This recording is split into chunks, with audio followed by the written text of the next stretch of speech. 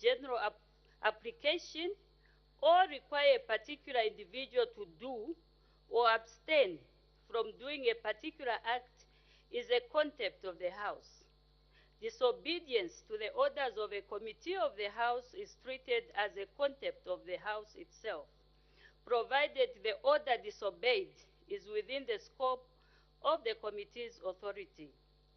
To prevent, delay, obstruct, or interfere with the execution of the orders of the House or a committee thereof is also a contempt of the House. Examples of contempt are neglecting or refusing to withdraw from the House when directed to do so. Honorable members, my predecessor, the Right Honorable Dr. Patrick Matibin, State Counsel, had occasion to consider a similar matter in the case of Brian Mundubire versus Gary Nkombo, National Assembly Parliamentary Debates of 12th November 2019. In that matter, Honorable Brian Mundubire, MP, Government Chief Whip, as he then was, lodged a complaint against Mr. Gigi Nkombo, MP, for his disrespectful conduct towards the then First Deputy Speaker, Honorable Catherine Namgala, MP, sitting in as chairperson of the Committee of Supply. The matter was referred to the Committee on Privileges, Absences, and Support Services.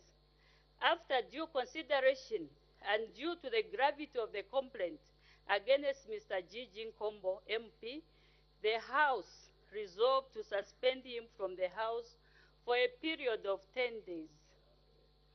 From the foregoing authorities, it is clear that by remaining in the chamber after the Honorable Mr. Second Deputy Speaker had ordered him to leave, Mr. R.C. Mutale, MP, defied an order on a presiding officer. This conduct went against dignity, integrity, and decorum of the House and amounted to a breach of parliamentary privilege and contempt of the House. In considering the punishment to mete out to Mr. R.C. Mutale, MP, I took into account the fact that he had committed gross disorderly conduct. I further noted the precedents where such misconduct carried the sanction of suspension. I further noted in his response, Mr. R.C. Mutale, MP, had not shown any remorse for his conduct, but instead denied having defied the Honorable Mr. Second Deputy Speaker's directive. I, however, considered that he is a first offender and that the video footage showed that he subsequently obeyed the order of the Honorable Mr. Second Deputy Speaker to leave the House. Consequently, I have decided to exercise lenience and reprimand Mr. R.C. Mutale, MP, at the bar of the Assembly in accordance with Section 28(1)(c) of the National Assembly Powers and Privileges Act. I now turn to address Mr. R.C. Mutale, MP. Mr. Mutale, MP, your decision to defy the Honorable Mr. Second Deputy Speaker's order for you to leave the chamber amounted to showing intentional disrespect towards the presiding officer, which is a breach of parliamentary privilege and contempt of the House. Such conduct is unbefitting of a member of Parliament. Further, as a senior member of this august House, who once served as Deputy Chief Whip, you ought to know that this is a house of honor, decorum, and dignity, and as such, your conduct ought to be exemplary and above reproach.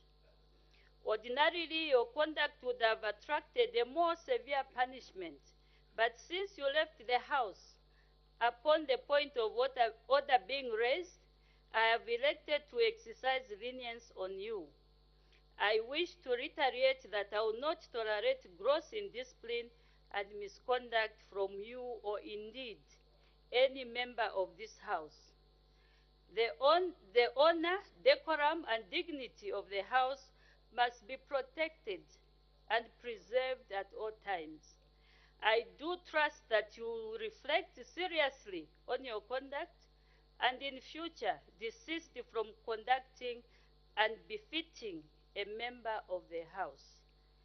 I now order you, Mr. R.C. Mutale MP, to read your apology and thereafter resume your seat. I thank you.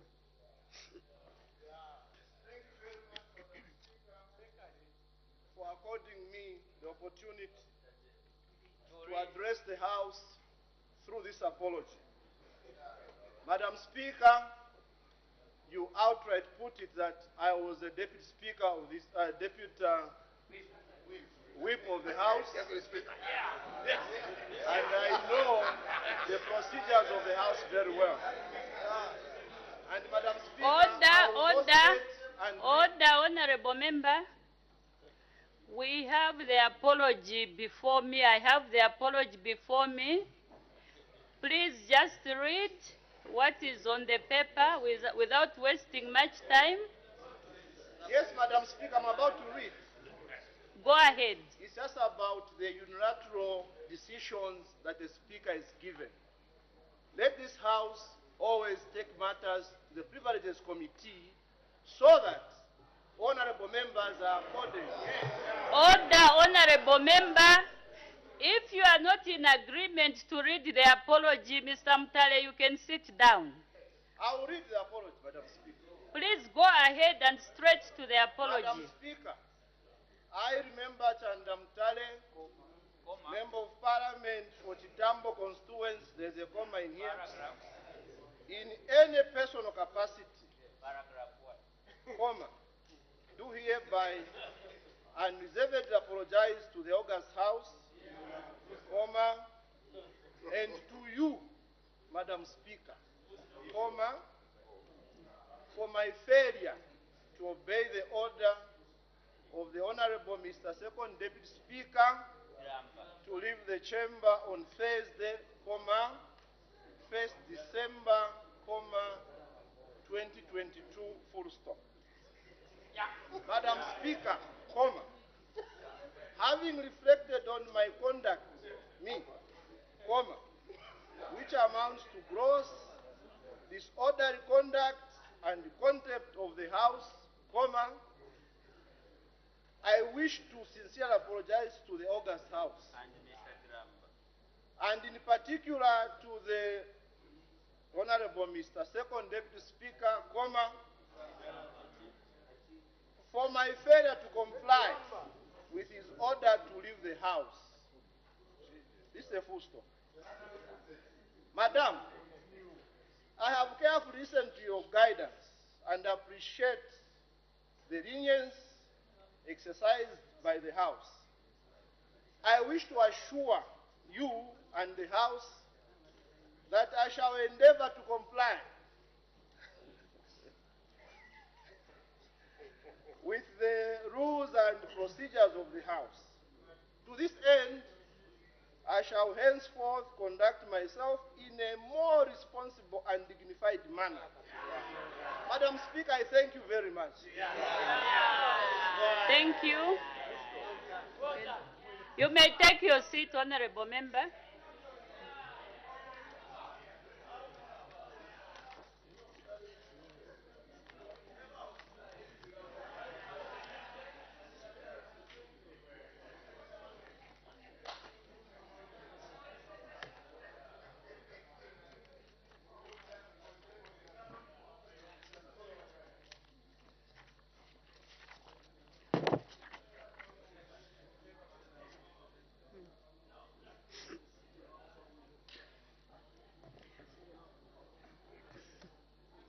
We make progress.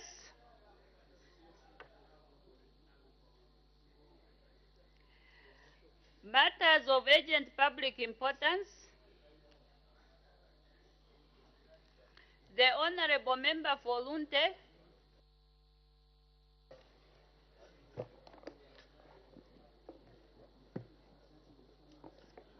Thank you so much, Madam Speaker, for according me this opportunity to rise on a matter of urgent public importance in line with Standing Orders 134. Madam Speaker, this matter is directed to Her Honor, the Vice President, as leader of government business in the House, and to the Minister of Agriculture, to the extent of his authority over his PS. Madam Speaker, Article 249(1) establishes the office of the Auditor General. Article 250 goes on to establish the functions of the Auditor General. And the Public Audit Act specifies the conduct of the Auditor General. Section 73 of the Public Financial Management Act 2018 determines the power of the Auditor General in terms of access to systems, documents, and any information that the Auditor General may require in order to produce that constitutional report. Madam Speaker, the Auditor General is required to report to this House and the President on the same day on the findings of a public audit. In other words, the audit report to this House and to the President is constitutional. Madam Speaker, today's paper, the must newspaper, is headlined "Dick Abandons Agric Audit as PS Refuses to Avail Fertilizer Documents." Madam Speaker, Dick being referred to here is Dr. Dick Chembe, the Auditor General, who has written letters upon letters, 6 letters, to the Permanent Secretary in the Ministry of Agriculture demanding...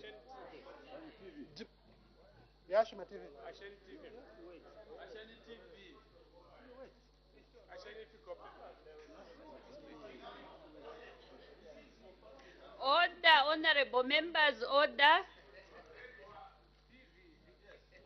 There's nothing wrong. I think you can continue. We are able to get you. Even the people are able to get him.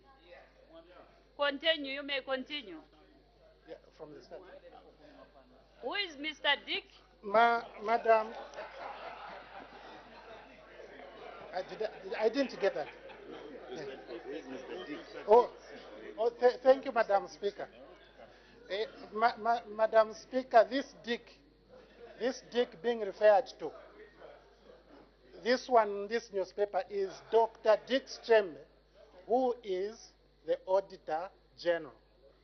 So he has abandoned, according to this newspaper today, has abandoned the audit of the Ministry of Agriculture because the Permanent Secretary there has refused to avail him documents for his audit. Madam Speaker, I want this answer to be specific, so I'll be very specific. This is the first time in the Republic of Zambia when a Permanent Secretary refuses to respond to 6 letters written by Auditor General demanding for information. The third part is that the Secretary to Treasury and the Secretary to Cabinet, both of them were copied in these demands. I suspect the Minister of Finance, since the Minister of Finance supervises the Secretary to Treasury, may be aware about this Permanent Secretary's refusal to provide information to the Auditor General. Madam Speaker, many people including many honorable members of parliament, have alleged that there is plenty corruption in the fertilizer procurement. The Auditor General is the only way the Zambian people and those who have been alleging corruption can be given assurance that indeed there is corruption. When the PS refuses to tender these documents to the Auditor General, then you deny the Zambian people to properly conclude. Madam Speaker, suddenly, in this republic, under the UPNG government, it is now normal for a PS. It is now normal for a PS to deny the Auditor General information, and the ST is quiet. And the SC is quiet. My two questions to our Honor the Vice President and the Minister, of course for the Minister, only to the extent of his authority over the PSs. Number one, should the Zambian people still have confidence that the Auditor General will produce a credible audit report? Number two, Madam Speaker, should the international community, including IMF, have confidence that the UPND government is committed to accountability and transparency when it comes to the management of public affairs, when a permanent secretary can refuse to avail information to the Auditor General? Madam Speaker, I seek your further direction on the matter, and I thank you. The Honorable Member from Pika. Thank you, Madam Speaker, for according me this opportunity to rise on a matter of urgent public importance pursuant to Order, Honorable Member, Honorable Chitotela, please lower your voice as you are consulting. The Honorable Member from Pika, you may continue. Thank you, Madam Speaker. I rise on a matter of urgent public importance pursuant to Standing Order number 134, directed at the Minister of Home Affairs. Madam Speaker, Great North Road is our economic artery.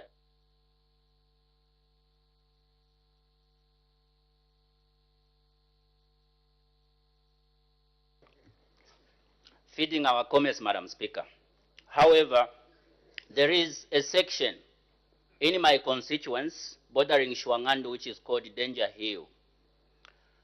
As the road is in a deplorable state, criminals have taken advantage of the same, and they have started attacking motorists as well as drivers carrying various goods destined to various destinations. Madam Speaker, just 2 days ago, a Zimbabwean was attacked and lost goods worth thousands of US dollars. Today again, there is a video, Madam Speaker, making rounds on social media where another motorist has been attacked by the very thugs at the same spot, Madam Speaker. However, in both instances, no arrest has been made.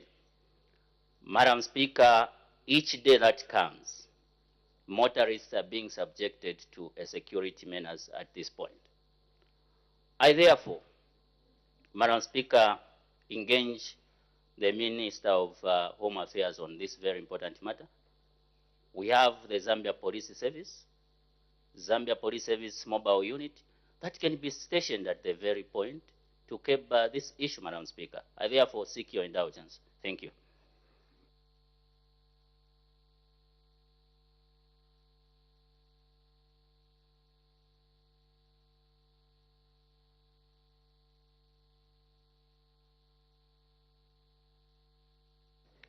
The Honorable Member for Petauke.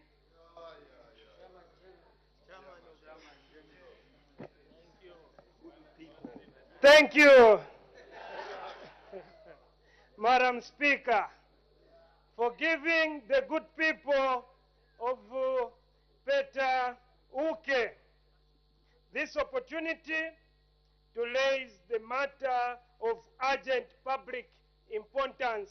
Madam Speaker, Standing Order 134. Honorable member, maybe you can move away slightly from the mic. You can continue. Thank you, Madam Speaker, for your guidance.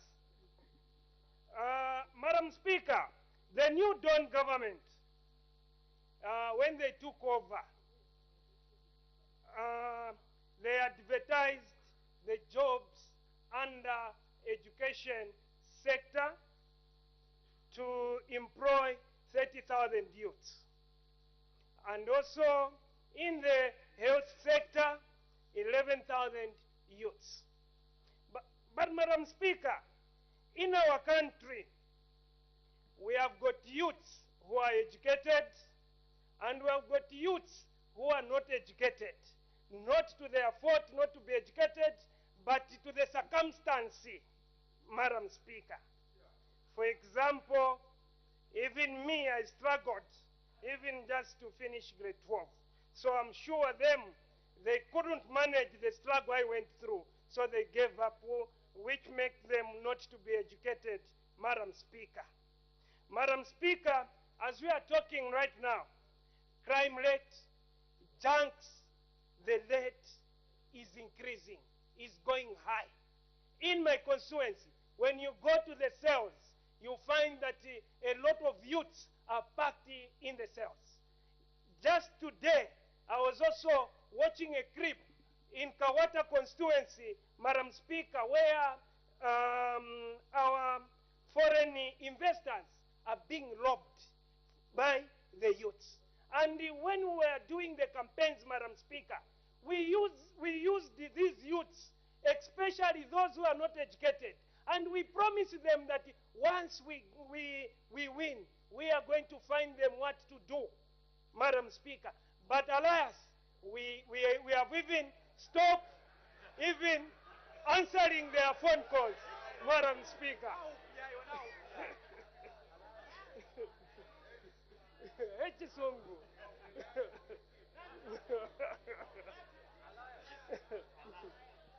All the honorable members, that was on a lighter note, I'm sure.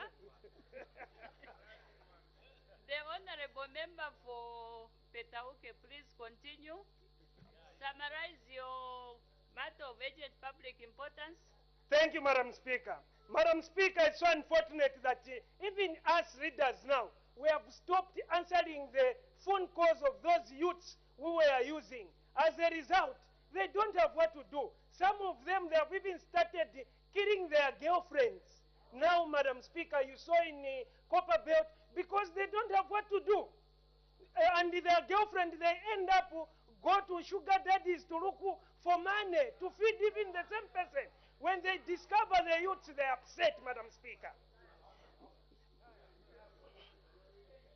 Yeah. Madam Speaker, this matter is directed to the Minister of Sports and Youths. Sports and Youths. What is he doing to make sure that even the uneducated youths, they are looked after? Because there is a provision to say skills development. But a big percent, about 60% of youths, they don't have qualification to do skills development, Madam Speaker. So we want the Minister of Youth to assure the youths, to give them confidence, so that at least they should stop stealing, they should also managing also to fund their girlfriends, their wives, so that they should stop going to the sugar daddies. Madam Speaker, I seek your guidance and your indulgence, Madam Speaker. Thank you.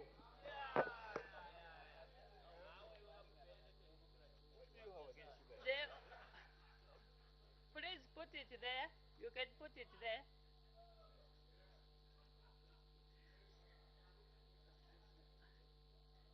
honorable members, it's not a must that every day we should be raising these matters of public importance. Let's find other ways of participating. I think there are a lot of areas where we can participate. The honorable member for Chama North.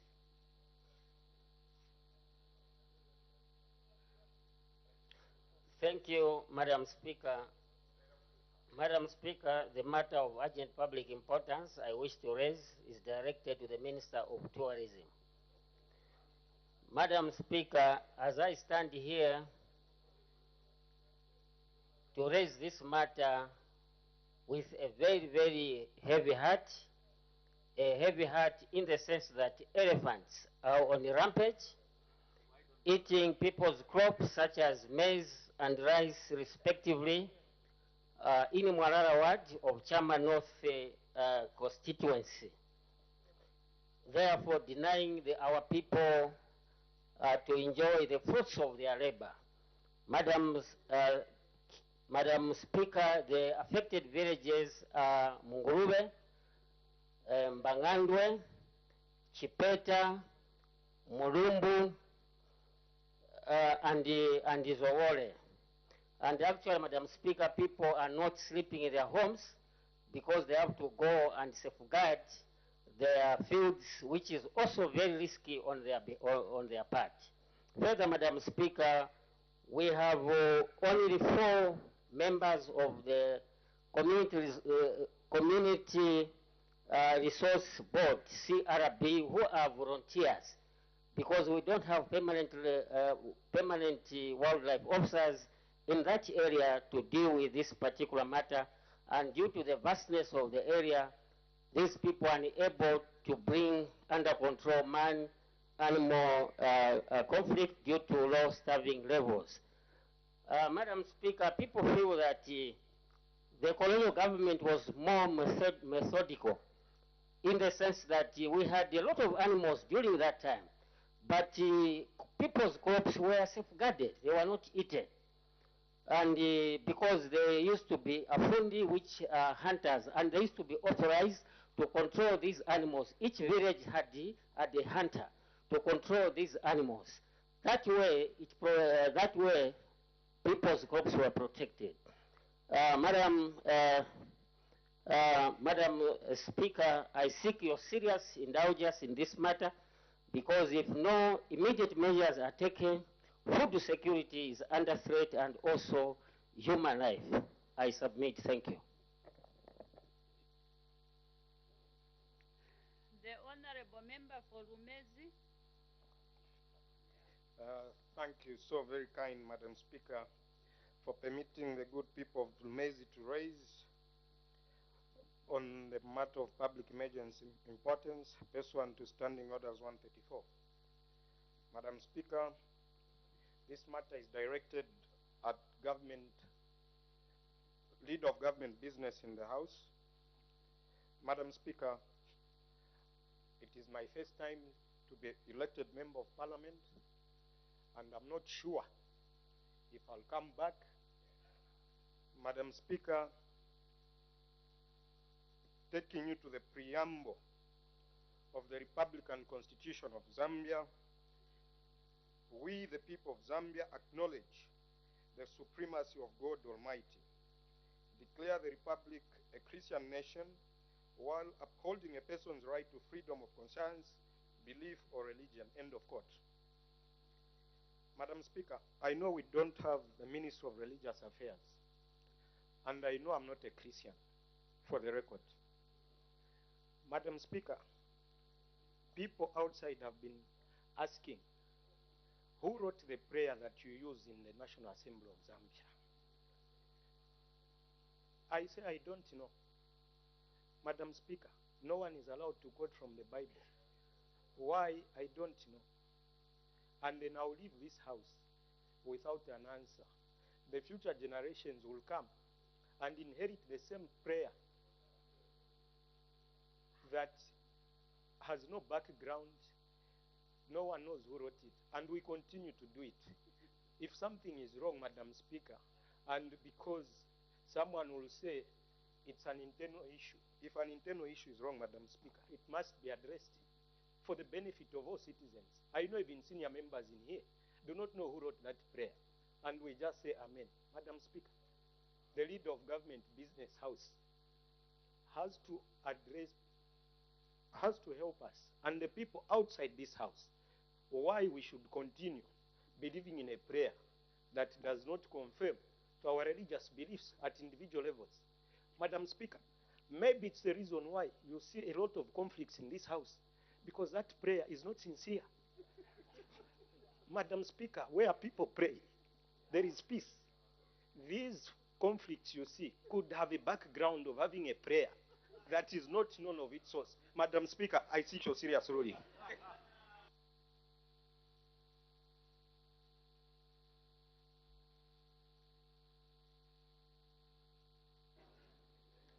The Honorable Member for Kasenengwa.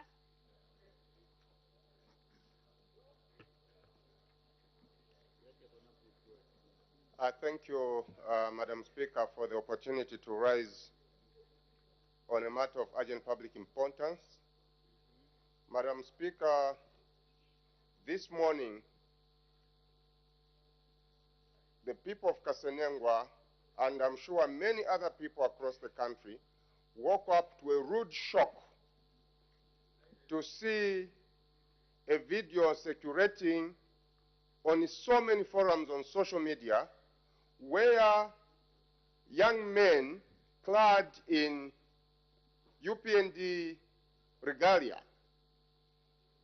are threatening violence countrywide. According to them, Madam Speaker, they are saying anyone who will be seen in PF regalia will be beaten to death. And anywhere else in the country you see these people wearing PF regalia must be beaten. Madam Speaker, where is this country heading to? The happenings in this country are very worrying. The unfortunate matter is that this issue is being raised here. We'll try to run away from it, but the best we can do ever is only to hide our heads, and yet the entire body is exposed. We need to address these matters. Here in Parliament, we are busy discussing the President's address on values and principles and morals. And yet what is happening out there is totally different from what is being discussed here. No wonder, Madam Speaker, you have your own members questioning what prayers we use here, because we don't even use them in the name of Jesus. Okay? We are discussing morals in this house, and yet the only people that we lead, like the member for Ipetauke said, we are using our youths. So our lives, Madam Speaker, are being threatened. Is the Honorable Minister of Home Affairs in order to sit quietly when people using the regalia, the UPND regalia, are threatening violence, threatening the peace of this nation? Madam Speaker, I need your serious guidance in this matter. Thank you.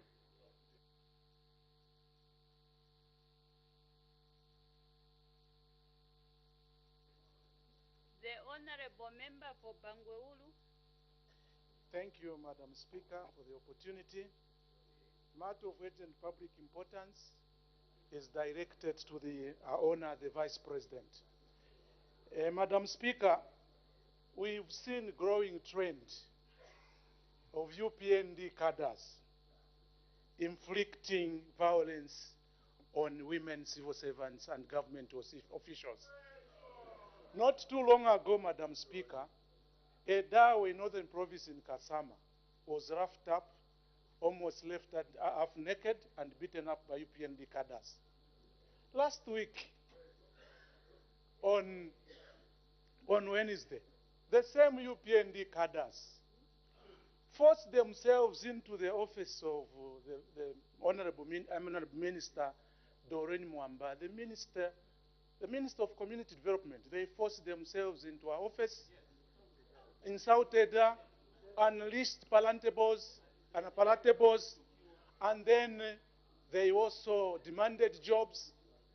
They demanded that the contract which ZNS is undertaking with the ministry be cancelled and be given to them. And I'm worried about, of course, that this perpetuation of gender-based violence by UPND cadres, if it is not controlled, it will bring confusion in this country. Madam Speaker, I seek your guidance so that our female Zambians, including civil servants and the ministers, are protected. I seek your serious guidance, Madam Speaker. The last one, the Honorable Member for Lubasenshi. Thank you so much, Madam Speaker, for giving this opportunity to the good people of Lubasenshi constituency. As I'm standing here, Madam Speaker, the people of Ruwingu, the people of Chiruvi are mourning. We have lost 2 women in the last 1 week. And the bottom line is that in December, we brought, may I say in October last year, we brought the issue of bad road, that is Ruwingu Chawa Road. And the Minister of Infrastructure assured us and assured me that he is on top of things to work on that road. Unfortunately, the man hasn't been found because he always gives reason to say we're going to work on that particular problem when funds are available. We don't know when these funds are going to be available, or we are still waiting for Jesus Christ to come so that maybe that time we will have funds. My point that I wish to raise, Madam Speaker, is that 4 to a week ago, 2 women died in an area called Chansa. This is a stretch about 40 kilometers, which has been cut off from Chiruvi district, and these ladies were on maternity, and they wanted to access the other side. But because of that 40 kilometers stretch, no vehicles are passing, including the bicycles. Now, the people of Rubansenshi, the people of Ruwing district and Chiruvi, they are very much worried to say, could you kindly find out from the Minister of Infrastructure when is he going to sort out this problem before we could lose more lives?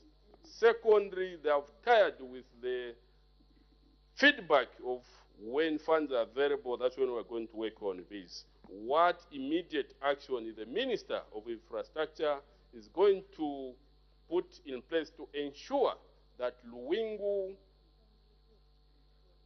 Chawa Road is worked on, especially that 40 kilometers, which has denied services and goods delivery to these 2 points that I have pointed out. I submit, Madam Speaker.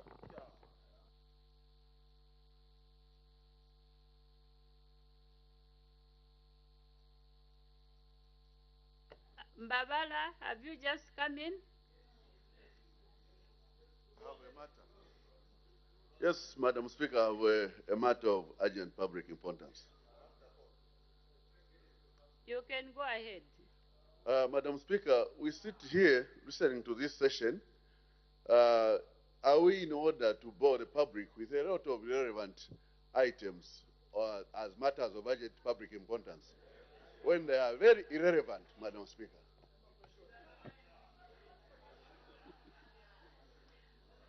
Order, Honorable Member, I thought that was a matter of urgent public importance.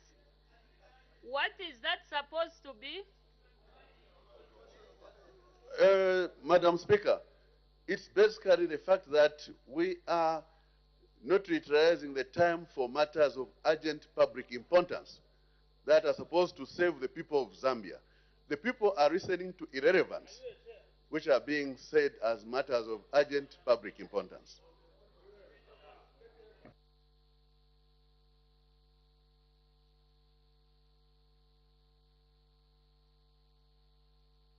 Thank you, Honorable Member for Mbabala. Of course, we've seen that most of the issues are not urgent matters of public importance, but we give chance to members to bring them out. And according to the ruling that will be given, it's going to disqualify those that are not admissible. We've already heard some of them, like I'm going to make a ruling whether they are serious or they are admissible or not, they'll be thrown away. But again, honorable members, let's not make this a platform for debating issues that are not even relevant.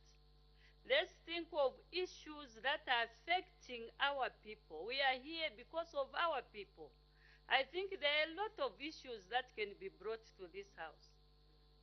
Instead of bringing issues which really don't make an impact or they are not beneficial to our people. So I'll go ahead to make the ruling. We'll start with the Honorable Member for Lunte, who brought a paper and was talking about Article 249, 250, and also there was a section 73 talking about the Auditor General as it appeared in the newspaper. He also mentioned that the Auditor General's reports are proving not to be useful because of the happenings that are going on. The Honorable Member for Lunte will be advised that this matter is not admissible, because he even went on to debate the matter at length. And also, it's not a matter that requires immediate action. Issues of or matters of public importance, like it was stated last week when the Honorable Second Speaker was trying to guide the members on the issues of raising the points of order and also matters of urgent public importance. Honorable members, these are issues that are dealing with life or death of the people. And it's a matter that has just happened, recent occurrence. If it's not addressed, there will be a catastrophe. A lot of people's lives will be affected. Therefore, I will advise the Honorable Member for Lunte just to find another avenue of bringing this important issue. You can look at all the avenues and you can pick one avenue of bringing this matter to this house.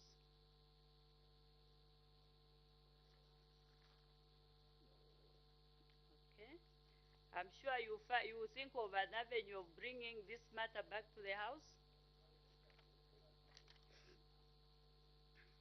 The Honorable Member from Pika talked about a road. This is along the Great North Road. Is it on the Danger Hill where criminals are taking or attacking drivers? And he cited an example where one driver from Zimbabwe was attacked and he lost a lot of money. And also he suggested that maybe the government can set up a mobile police station there so that they can help the people not to be attacked. Again, Honorable Member, this matter is not admissible because the criminal activities have been ongoing for some time now along this same road. And also the police are aware of this matter. I'm sure it was, reports have been taken to the police of every attack that happens along that road. So the government is already aware of this problem. And Honorable Member from Pika, you can also have a small discussion with the Minister of Home Affairs. It's not only that you have to wait for a ministerial statement in the House please visit the office of the Minister of Home Affairs. The Honorable Member for Petauke, who mentioned that jobs to employ 30,000 youths in education and 11,000 health workers was done, but he said others couldn't be employed due to circumstances beyond their control. They couldn't go far in education. This does not relate to the general affair or state of affairs. Issues of non-employment have been there. This is not something that is new. We've stayed in this country for years, and we've heard that a lot of youths are not employed. So because this one is not new, it does not qualify to be taken as a matter of urgent public importance. You can find another avenue of finding out what can be done.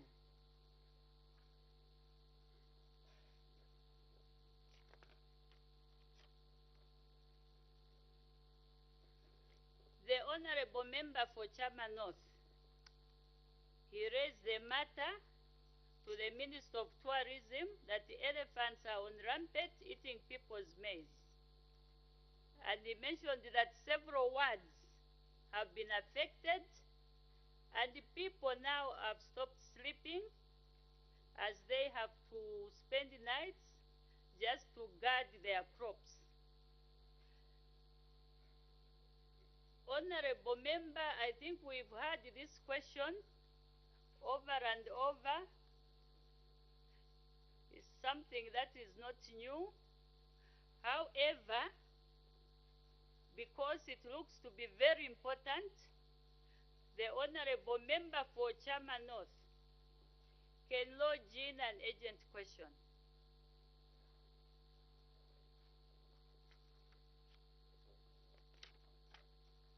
The Honorable Member for Rumezi, who has raised the matter towards the leader of government business. Of course, he mentioned that this is his first term in the House. He complained that in this House, though he's not a Christian, we are not allowed to quote the Bible. And then he went on to talk about the prayer, and that there are a lot of conflicts in this House. Maybe it's because of the prayer.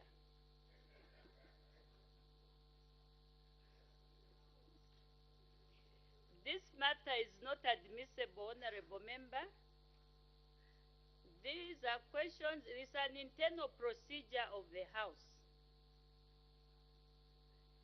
And this matter is not urgent. I don't think there will be somebody who will die because of this prayer or not quoting the Bible. So, Honorable Member, this matter is not admissible.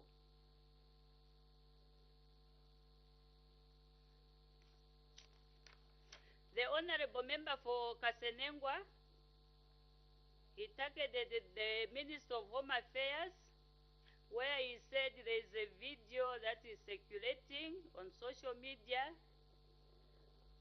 where UPND youths are threatening violence against anyone who will be seen wearing or putting on PF regalia. Again, Honorable Member, if you recall yesterday, we gave a directive to the Minister of Home Affairs to come to this House, because this issue that you've raised is connected to violence. So the Honorable Minister of Home Affairs, who has been directed to come with a ministerial statement, is surely going to take into consideration such issues that are being raised on violence.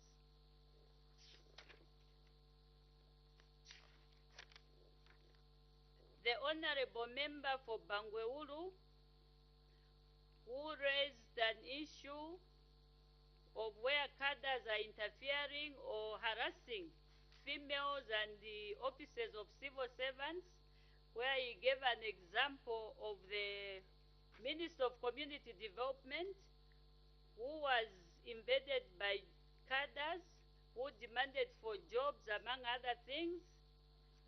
I think these two can be incorporated in the ministerial statement by the Minister of Home Affairs, because it's also talking about violence.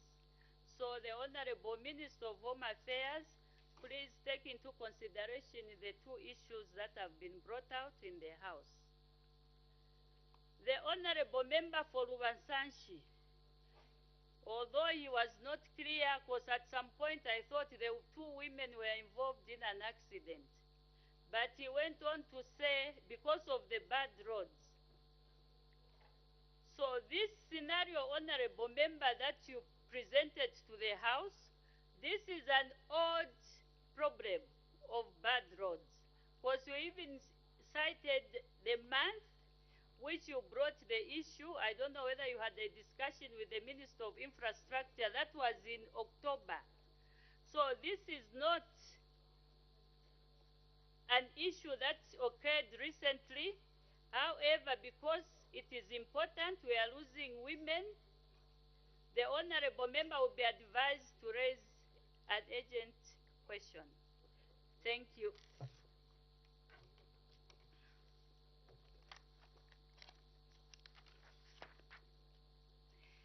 Questions for oral answer understanding order 74. The Honorable Member for Isoka.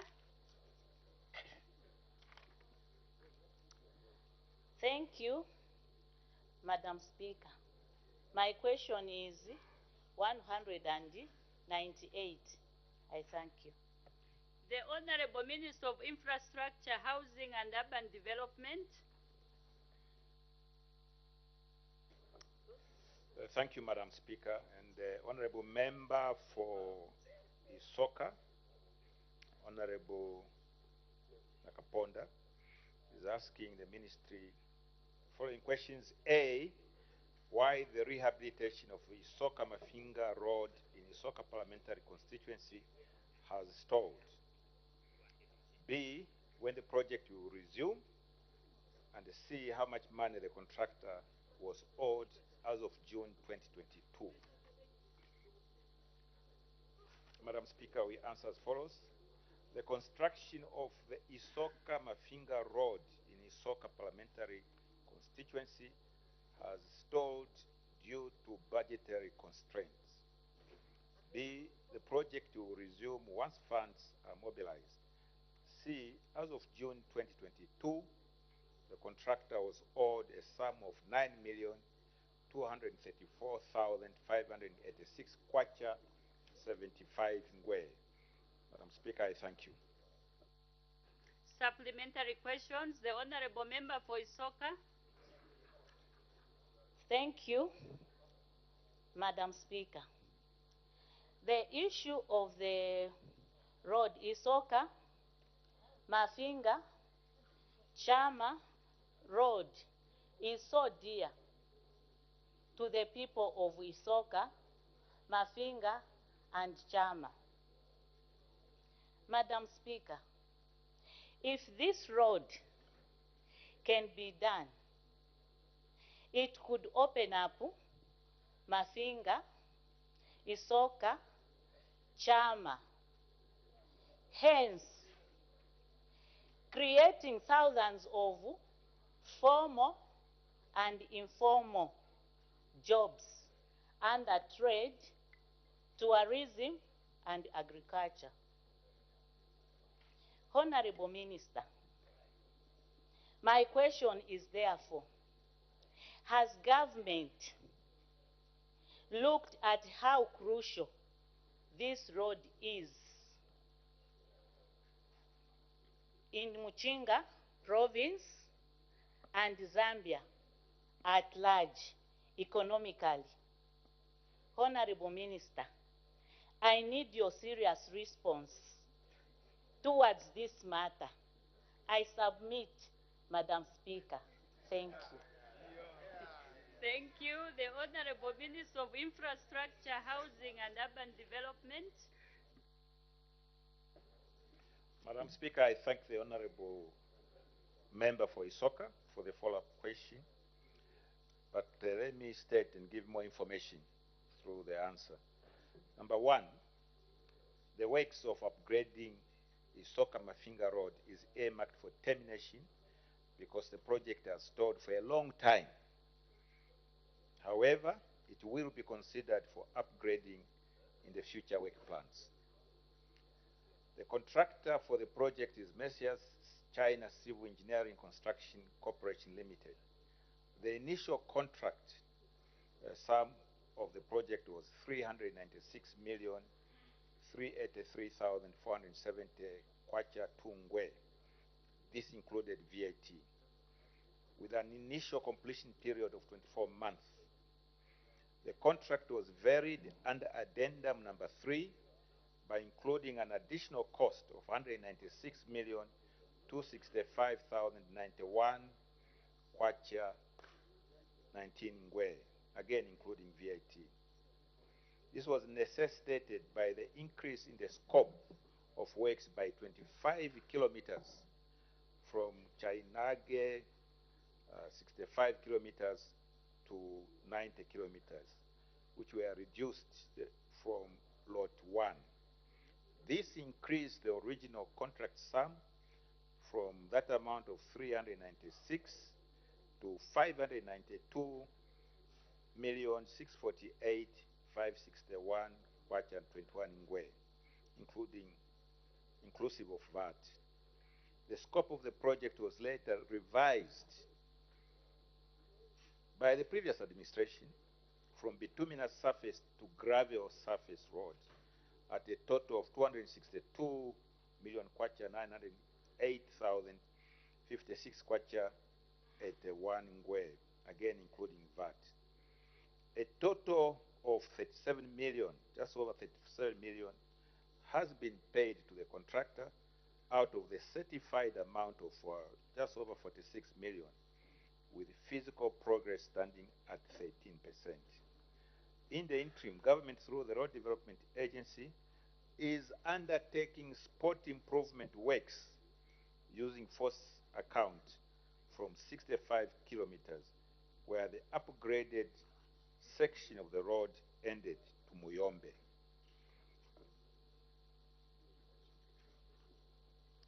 The spot improvement works are expected to cost 10 million kwacha, out of which 3 million has been released. Scope of works include graveling and drainage works. Government is also undertaking repair works on the paved section of the road from Isoka Junction to kilometer 65. These works include scour protection works, drainage works, and the pothole patching works. Madam Speaker, that's the additional information. Thank you. The Honorable Member for Chama North. Thank you, Madam Speaker. Thank you, Minister, for that response. Indeed, like what the Honorable, the MP for Isoka has said, this road is highly economical because Isoka, Mafinga, that is Muyombe there, Kanyerere, is a highly productive area. They grow a lot of crops. Now, Minister, I'm aware that the tarring of that project started towards the end of the MMD rule. Up to this time, the people of Mafinga continue to lament. The spot maintenance emergency works in just certain areas. Why doesn't the government look at developing the whole of that stretch which is not yet tarred to climate resilient road, a good gravel road? And I think our people will be able to appreciate where we are waiting for funds to be made available than allowing roads which are highly economical to be in that state. Why don't you think of that, just to upgrade to climate resilient until funds are made available for us to do bituminous standards? The Honorable Minister of Infrastructure, Housing and Urban Development. Thank you, Madam Speaker, and I thank the Honorable Member for Chama North. Two points pertinent here. The first one is that the tarring of the 65 kilometers from the turnoff on Great North Road was undertaken during the MMD period. It means during the 10 years of the PF government, nothing was done on that road. Number two, this is where we should be speaking with one voice on matters of development. The reason why the New Dawn government on specific roads have gone the PPP route is, among other reasons, the lack of funds, which we have explained in terms of the performance of the economy, and the inability for us to borrow because of the high indebtedness that this nation finds itself. When we go the PPP route, it means even when funds are available, the major roads will have been done, and therefore what will be available, for example, when we resolve the issues of these discussions with debtors, with creditors, will then be available for roads such as this. That is why we get surprised when we get unwarranted opposition to some of these things that we are doing. I ask that the member and the rest of the House be supportive of these well-meant measures to address some of the issues pertaining to infrastructure that cannot be done using our own resources or borrowing for them.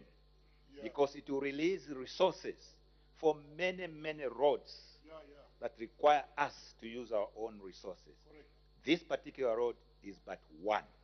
I can go on and name so many roads that require similar treatment. I have been discussing with the Honorable Member for Isoka, even when I visited her constituency.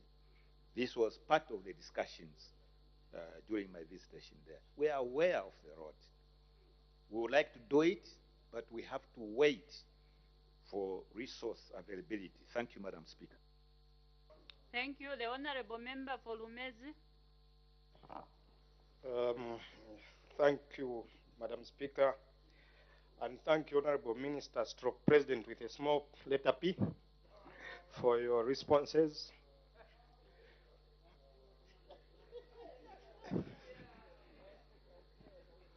Honorable Member, please go straight to your question. I'm trying to build it up better, Madam Speaker. He is indeed the President with a small letter P from the Alliance partners. But, Honorable Minister, you've been in that office for 1 year, 6 months now. 80% of your responses has been that when money is available. 1 year, 6 months from today, we'll be preparing to dissolve Parliament. We're going for an election.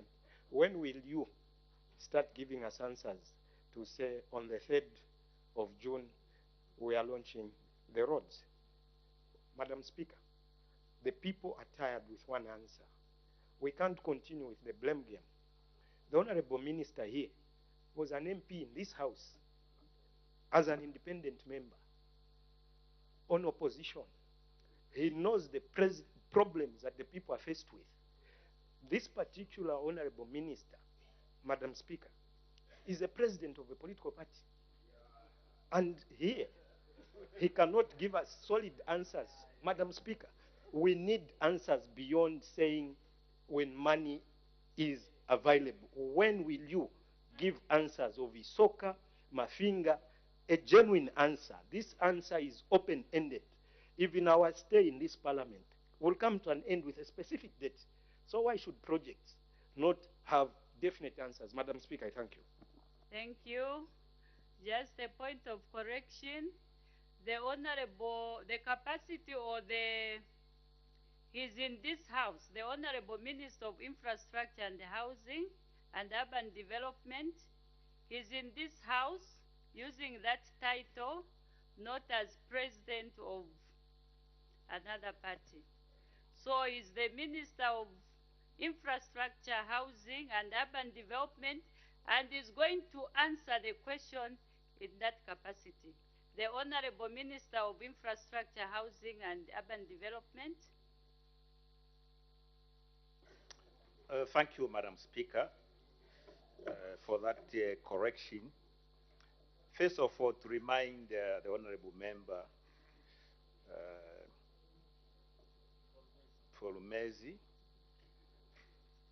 that I'm a big man. Not only president of a party, but chairman of the alliance that defeated the mighty PF. Madam Speaker, with regards to his question, yes, yeah. When are we going to start answering differently? The New Dawn administration is an honest government. We have to answer as matters are. There are other sources of raising revenues which can come to this parliament. The issue of the budget that we discuss here, everyone in this house is aware that it is a constraint in terms of expenditures. So there are various ways in which we can address this, and we have looked at them. Number one, we can increase the revenue side. That means more taxation. This government feels that in matters of tax, I think we are already at a very high threshold. And therefore, we can't push it. Look at the pay as you earn, look at corporate tax, it's high. So that constrains us. Ability to borrow so that we can use borrowed money, we have explained. We have to deal with the issue of the massive debt left to us, massive interest that we are having to pay. And that is why the previous government, in November 2020, they defaulted for the first time. So until these matters are resolved, this will be the standard answer. But let me assure him that as a government, we seek office in order to bring development. And these matters pertain to development. But we will not do so irresponsibly. We have to restructure the economy. The president is spending sleepless nights to restructure this economy, including resolve the issues of this massive debt. We are almost at the end of resolving it. So let us bear with him until such time is done. Then we'll have resources to direct towards infrastructure development. Thank you, Madam Speaker. The Honorable Member for Kafisa. Madam Speaker, thank you for the opportunity to ask a follow-up question to the Minister of Infrastructure, who has gone to great lengths to explain the challenge of financing.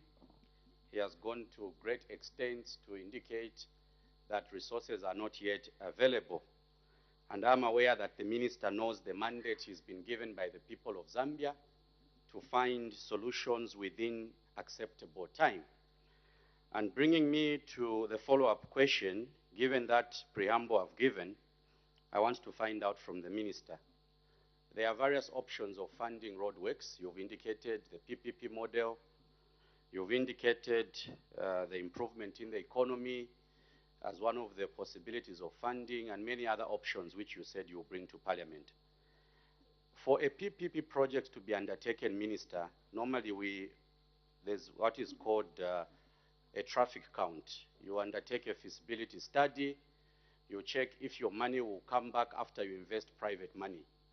Minister, has there been a feasibility study that has been done on this very, very important road that would guide which model of funding you are considering as Ministry of Infrastructure? Madam Speaker, I thank you. The Honorable Minister of Infrastructure, Housing and Urban Development. The Honorable Member of Kanfisa will be the first one to recognize that if there was a physical count on traffic on that road, it would result in very, very low numbers, which would make the application of a PPP model of financing totally irrelevant. I also understand that on certain roads, for example, the Mwenda Kasomeno Road, even though there is virtually no traffic on it right now, when it is done, those that are interested in investing on it have already made their calculation that the buildup of traffic will be such that they can recover the investment. I have said here before, Madam Speaker, if anybody is aware of any potential investor, concessionaire, who is willing to undertake any of the roads in Zambia, please approach my office. We shall process that as quickly as possible. Thank you, Madam Speaker. Thank you. We now move on to the next question. We've got a lot of work before us. The next question, the Honorable Member for Kalabo Central. Thank you, Madam Speaker. Question number 199. The Honorable Minister of Health.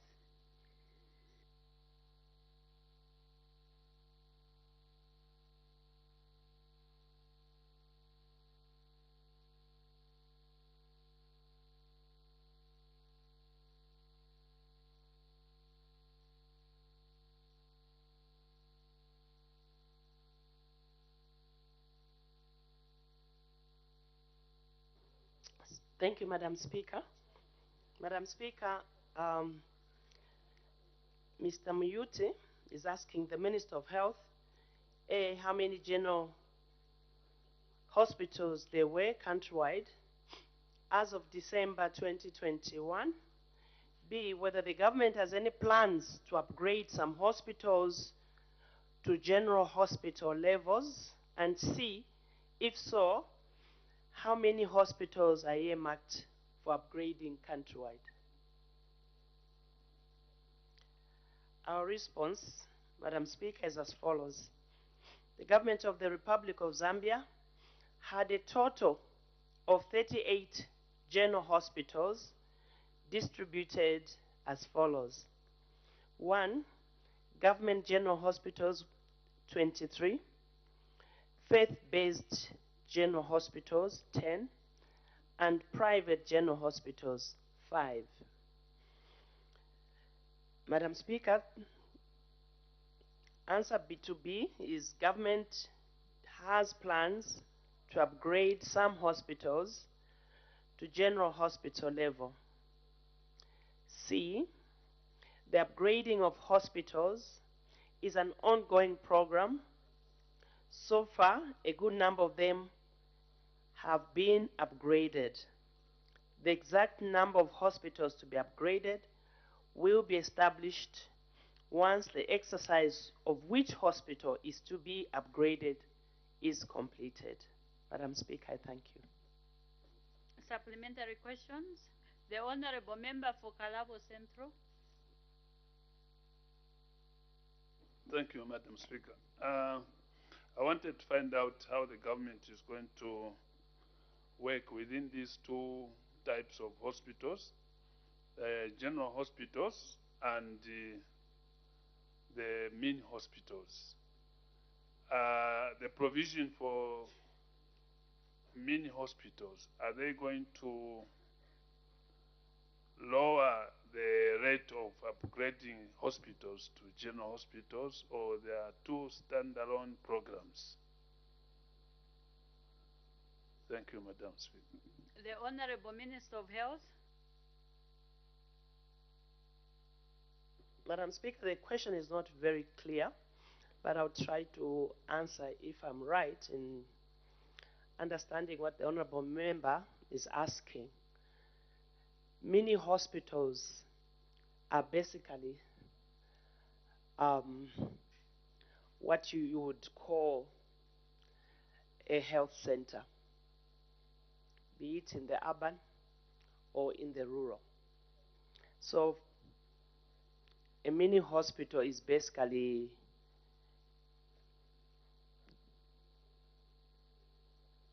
what you'd assume is a health center.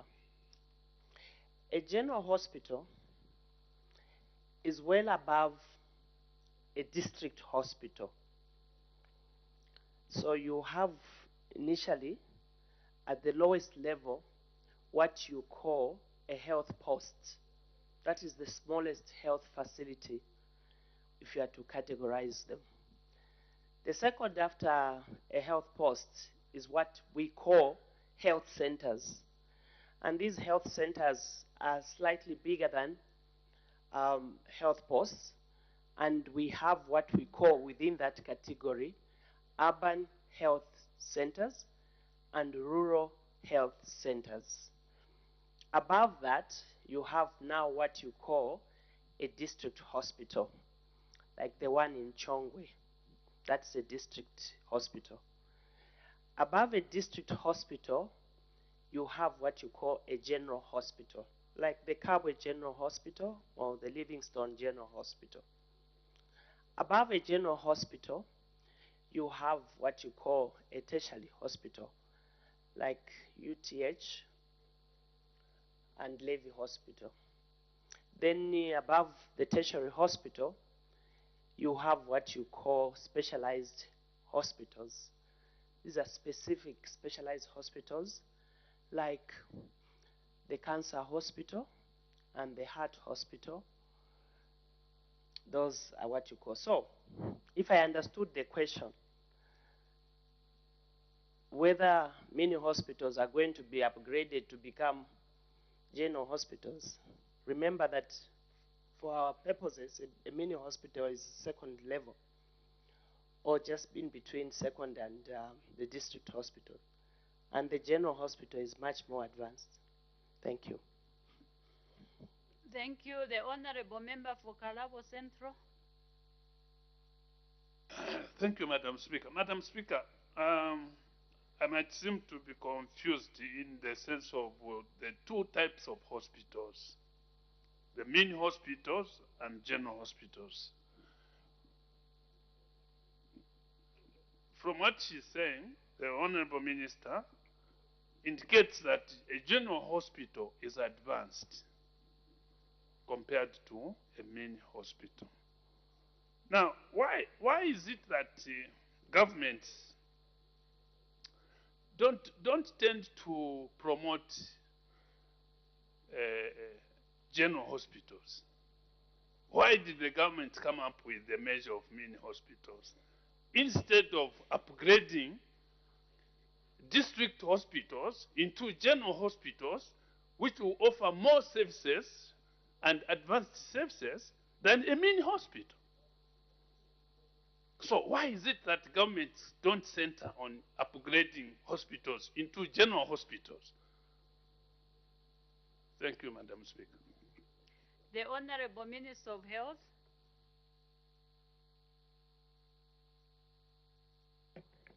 Thank you, Madam Speaker. Thank you, Honorable, for your question. Now, the question is, why is government building mini hospitals instead of upgrading hospitals into general hospitals? Maybe the way to answer that question is to state that each level of hospital has a specific function in terms of service delivery or in terms of treatments. A health post will be dealing with minor problems, health issues at that community level. And a general hospital, obviously, will be doing more complicated operations. So you need to have a system of health delivery that will reduce congestion in the big hospitals. So you don't want people that have been have a small cut rushing to the general hospital when they should be going to a health post. And also, you want a referral system that helps in managing cases in a manner that does not put pressure at the peripheral, at the higher level. So this is why you have a system that starts with the lower going to the upper. Now the question is, why are we concentrating on the smaller hospital instead of the bigger hospital, considering that the bigger hospital do more high-level treatments?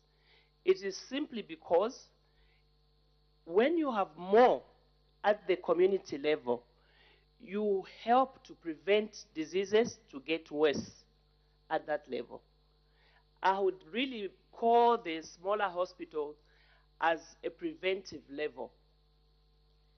Because if you have a well-established low-level health service delivery, you find that when you start going to the higher levels, they'll be lesser in number. But if you concentrate at the top, there are two things that will happen. Firstly, there'll be congestion at the top.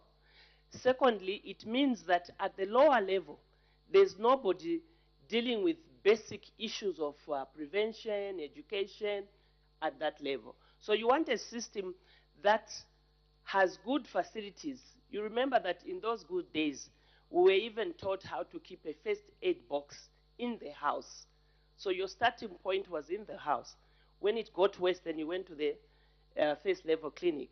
When it became worse, then you went to the second and third until lastly. So basically, that is why there's such a system. Maybe the question is, we should ensure that in every district, we should have all the levels of service delivery. For example, a health post, just a general clinic, and then you have the district, and then you have the provincial, and then you have the national, then you have the specialized, and they should be well distributed in all the 10 provinces so that everybody is not coming to Lusaka. For example, now, where you have one cancer hospital in Lusaka, and people have to come from all over the provinces into Lusaka, and then they have problems of accommodation. And so one would say, why don't you decentralize? Why can't we have a cancer hospital, at least maybe in all the regions or in all the 10 provinces? So I think it's a question of planning, also looking at the population, looking at the disease burden, and those other factors that really normally would influence a particular establishment, and also to take into account the human resource factor. You may have high-level hospitals, but without the necessary staffing. And I know that Zambia, over the last 2 decades, have done quite well in trying to improve on human resource. Once upon a time, Zambia could only produce 50 doctors in a space of 2-3 years. But now, we even have doctors on the streets. So there are many other factors. It's not just a question of saying, you know, let's have this kind of general hospital here. You also note that there are some districts or some hospitals that were declared to be maybe general hospital or maybe district hospital, just through a pronouncement, but the actual equipment, human resource is not even there. It's the same theory of declaring districts when they have nothing. Just a name district, you appoint a district commissioner, you appoint people, but when you look at everything else, there's nothing there. So it's the same principle. Now, being a methodical government, if you've noted, since we took office, we have not declared anything. What we are doing is to study and come up with a proper analysis of the situation. Because currently, we have in one district, 3 districts, or it's 2 district hospitals, and in other districts, nothing there. And you find in another place there's much more than what is required, some structures almost becoming white elephants. So what we are doing is to give it a good study and understanding, and then make that decision. Where should we have for example, a general hospital? How many health posts do we need here? How many general, what you call just clinics should we have? And so on and so forth. So with time, we hope that we can come to this house and give you a proper plan for those things, at least for the next 5 years, and say in the next 5 years, this is what we think we should do, and we begin to follow that, that kind of plan. Thank you. Thank you. I'll take the last three, Lumezi, Kawata, and Bwana Mkubwa, in that order. The Honorable Member for Lumezi. Thank you, Madam Speaker. And let me appreciate the Honorable Member for Kalabo Central for bringing such a question to light. Madam Speaker, this question affects all of us in this House. And Honorable Minister, you talked of upgrading of some of these health facilities.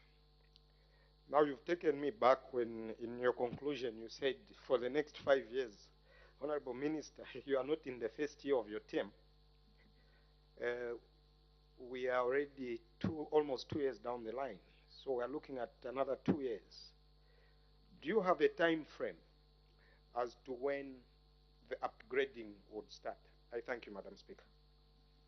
The Honorable Minister of Health. Thank you for that question. Madam Speaker, we don't look at 2 years. Things go beyond our time. And this administration under President Hakainde Chilema, obviously, it's 10 years. But even then, we may not look beyond 10 years. These are ongoing programs. They don't start and finish with us. No, thank you. The Honorable Member for Kabwata. Thank you, Madam Speaker, for the opportunity. Honorable Minister, I would have loved if you had given the statistics on how many district hospitals have been either been graduated from being a district hospital to a general hospital for the past 10 years or so. But my question is, I wanted to find out what qualifications do you look at when you are graduating or improving a district hospital to a first level, to a general hospital? The Honorable Minister of Health. Thank you, Madam Speaker, and thank you, Honorable Member for Kabwata, for your follow-up question. Suffice to say that the question you're asking, the first one, which you would have hoped for, should be a substantive question for me to give you a substantive answer. Secondly, Madam Speaker, upgrading, there are many factors that cause people to want to upgrade. One, every district wants to have a district hospital. And every district wants to have a general hospital, just like every district would like to have a specialized hospital. But there are many factors, issues of resources, issues of population, issues of disease burden, and also, you know, you have to balance equity. Those are all issues that come into play. For example, there are some hospitals, like in the Eastern Province, this Mission Hospital now, which is working as a general hospital. Why? Because they are able to do certain activities in terms of treatments which are not able to be carried at the district level. So you have the necessary equipment, you have the necessary human resource skilled doctors to do certain operations, for example, and so on and so forth. So those are the things that will help you to move to another level. But like I said, it is desirous that every province, every district, looking at the population of Zambian districts, that we should be looking at every district having a district hospital, having maybe a general hospital. Wouldn't it be good, every province having a specialized hospital?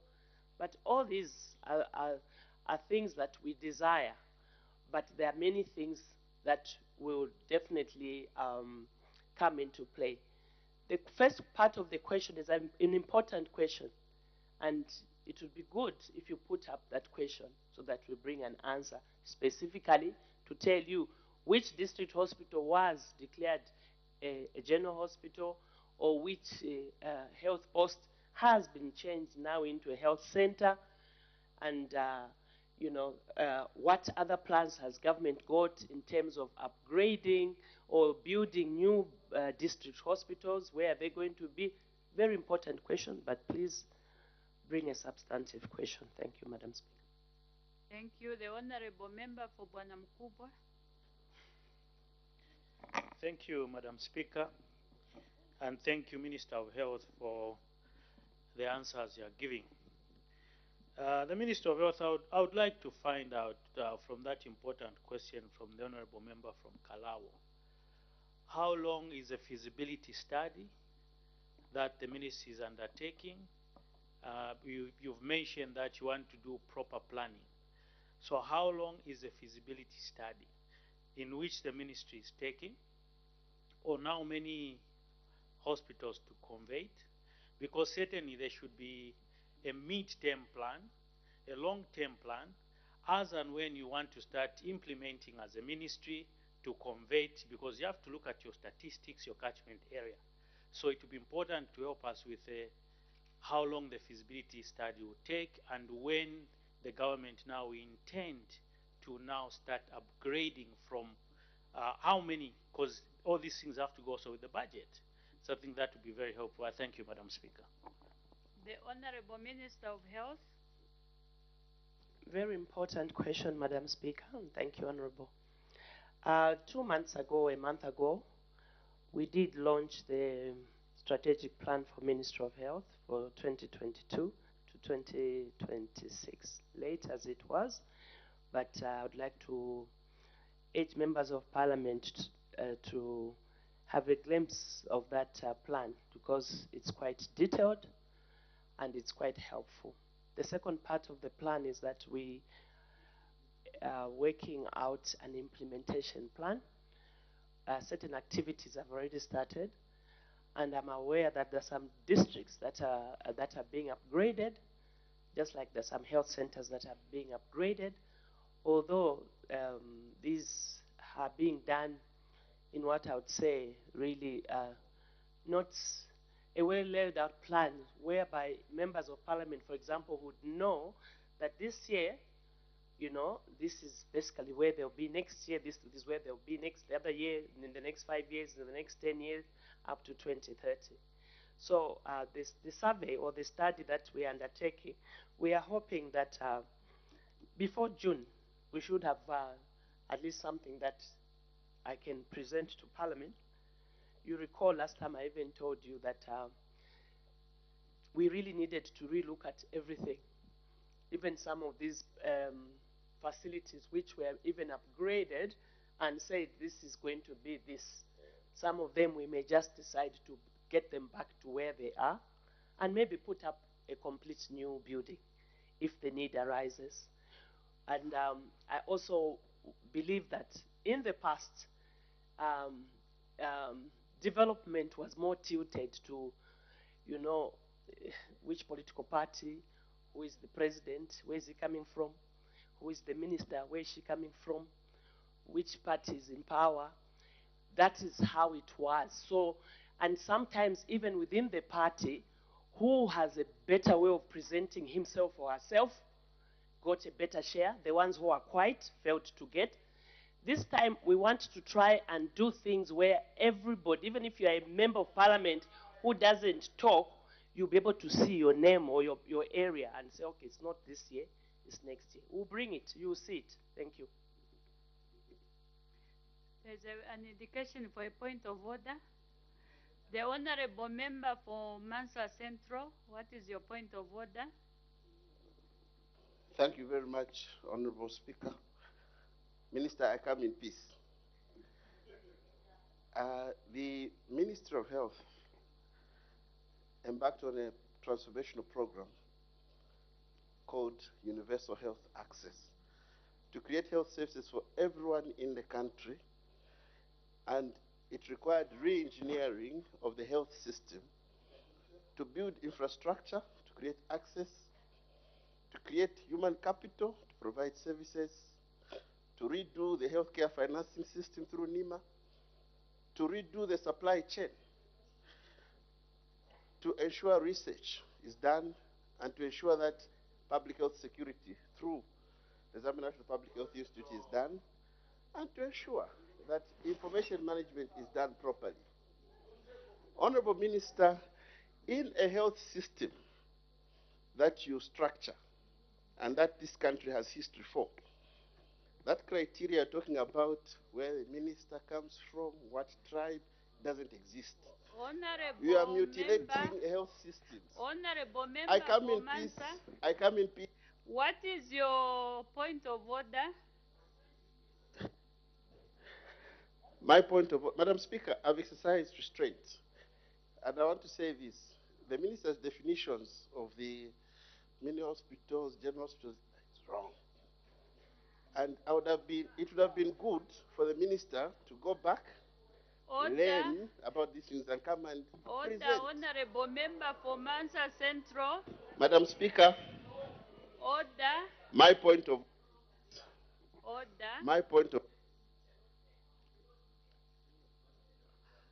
Maybe just, you can take your seat, Honorable Minister, or member for Mansa Central.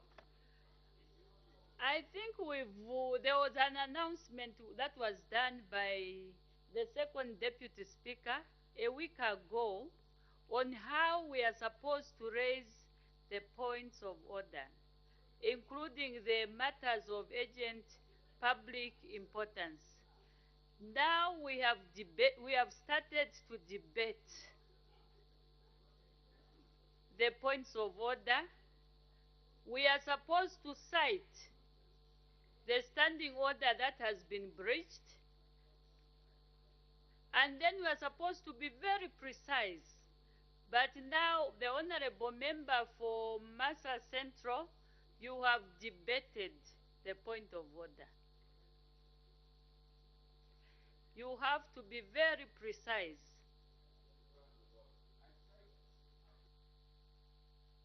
I cite Standing Order number 65. Is the Honorable Minister of Health in order to mislead herself, the nation, on the definitions of mini hospitals, general hospitals, and also on the criteria that has been used to ensure the health system is transformed and is internationally recognized for progress in universal health coverage? Madam Speaker, I seek your ruling. Thank you so much for that point of order. The Honorable Member for Mansa Central, from the beginning, the way you brought out that point of order, you kept on saying you come in peace, and then you went on to debate your matter, which we have all listened to. We are not supposed to debate, but just to state your point of order. As far as we are concerned, even me as I'm seated here, I'm relying my information from the minister. The minister is the custodian of all the information that is under the ministry. If you have an issue on whatever information has been presented by the Minister of Health, I would urge the Honorable Member maybe to raise it in another form so that it can be addressed. Because as far as we are concerned, we are getting the information from the owner of the ministry. And me, I'm just presiding. I can't even tell whether the information from the minister is incorrect or correct. My role is to preside, and we are relying on the information from the minister herself.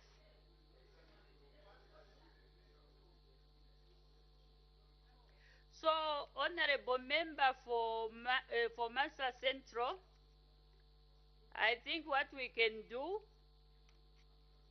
because as at now, we are just listening to what the Minister of Health is telling us, the owner of the ministry.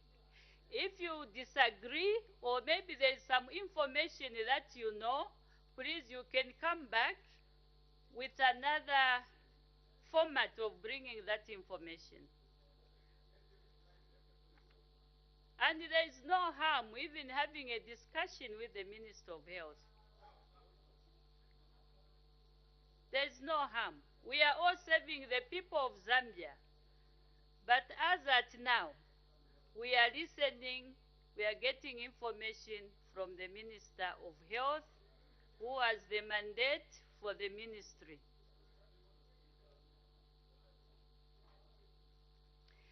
We move on, honorable members. Next question, the honorable member for Chembe. Thank you, Madam Speaker. Question number 200. The Honorable Minister of Infrastructure, Housing and Urban Development.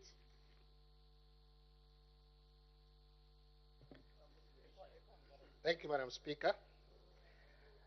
Mr. Cliff Mpundu, Member of Parliament for Chembe, to ask the Minister of Infrastructure, Housing and Urban Development 4 questions. When the construction of Chembe Boarding Secondary School in Chembe District will be completed? B, what the cause of the delay in completing the project is? C, at what level of completion in percentage terms the project was as of March 2022? And the final one, what the cost of the outstanding works on the project was as of March 2022. Madam Speaker, the responses are as follows. The construction of Chembe Boarding Secondary School in Chembe District of Luapula Province will be completed by 4th quarter of 2023. B, the cause of delay in completing the project is due to financial constraints. C, as of March 2022, the level of completion of the project was at 60%. And finally, as of March 2022, the cost of outstanding works was estimated at 42 million kwacha. Madam Speaker, allow me to give further information since I'm just sitting in for the Minister. The additional information at hand is as follows. Funds to complete the school has been allocated in the 2023 budget. The contractor is Powerflex Construction Company Limited. The initial contract sum of the project was 49 million kwacha. The revised contract sum, due to price fluctuations and the material cost, is now almost 63 million kwacha. So far, a total amount of 20.3 million kwacha has been certified and paid to the contractor. The scope of works include construction of the administration block, library resource center, assembly hall, 1 by 3 by 2 classroom, computer laboratory, 1 by 2 by 2 classroom blocks, 1 by 2 art room, 2 number classroom, toilet blocks, 2 number classroom, science laboratory blocks, 2 number classroom, home economics, 20 number teachers' houses, 5 number auxiliary staff houses, dining and kitchen, 4 number girls dormitory, 4 number boys dormitory, 2 number girls dormitory ablution, 2 number boys dormitory ablution, sick bay, and a tuck shop. Currently, physical progress is at 65% completion. Administration block, 2 number 1 by 3 classroom blocks, 9 number houses, 4 number girls hostels have all been roofed and plastered. Other structures are at various stages of completion. There is a claim by the contractor of 2.4 million, which is yet to be certified and paid. The initial time frame for completion of the project was 24 months, starting from 15th August 2013 to 15th August 2015. I submit. Supplementary questions, the Honorable Member for Chembe. Thank you, Madam Speaker. Honorable Minister, when is the contractor going to be on site? Because from time to time when I visit the constituency, I don't find the contractor on site. And this is the only boarding school that is in the district. I thank you, Madam Speaker.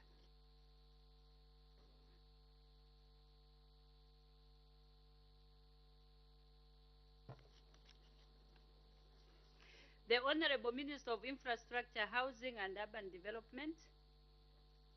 Thank you, Madam Speaker. Funds for completion of the school has been allocated in the 2023, as I earlier stated.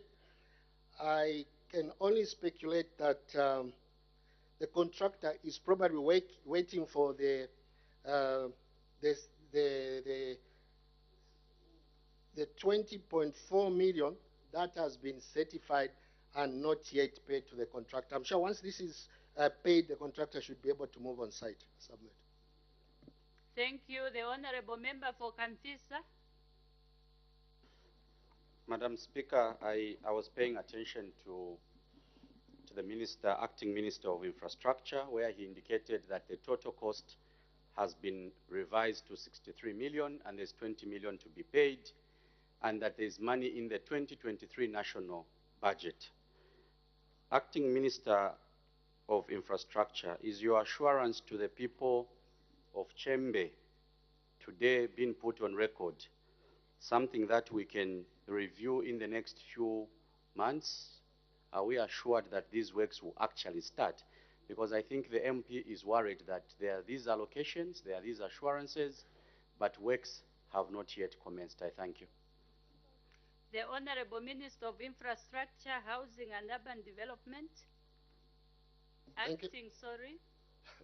Thank you, Madam Speaker. I've stated earlier that funds for the completion of this particular school is in this year's budget, so I don't see a reason why this school should not be completed this year. I submit. Thank you. The Honorable Member for Bahati. Thank you so much, Madam Speaker. Madam Speaker, I was equally paying attention to the Minister's statement.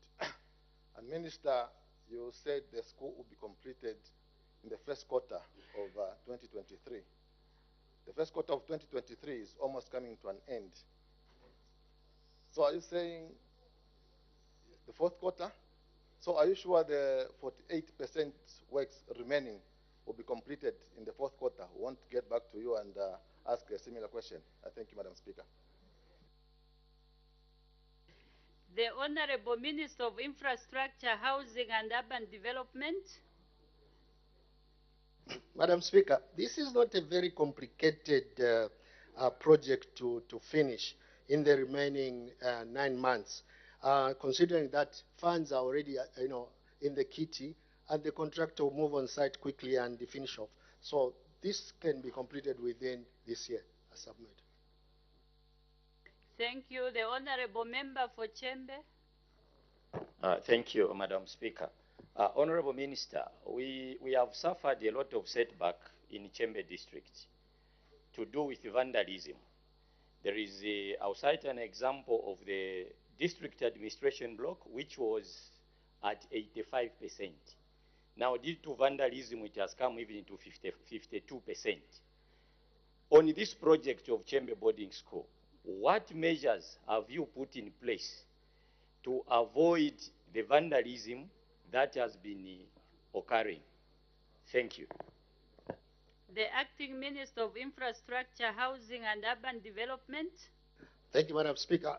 Going by what the MP has stated, I need to find out exactly whether the contractor has moved out of site and who is providing the security.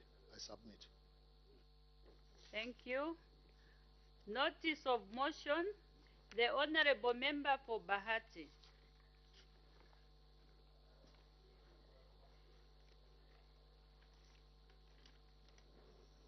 Madam Speaker, I beg to move that this House urges the government to restrict auctioning of public assets to Zambians only. Is the motion seconded? Madam Speaker, the good people of Kamfinsa are seconding the motion. Thank you. Seconded by the Honorable Member for Kamfisa. The question is that this House urges the government to restrict auctioning of public assets to Zambians only. The Honorable Member for Bahati. Thank you so much, Madam Speaker. Madam Speaker, let me begin by thanking you for according me the opportunity to move this progressive private member's motion urging government to restrict auctioning of public assets to Zambians only.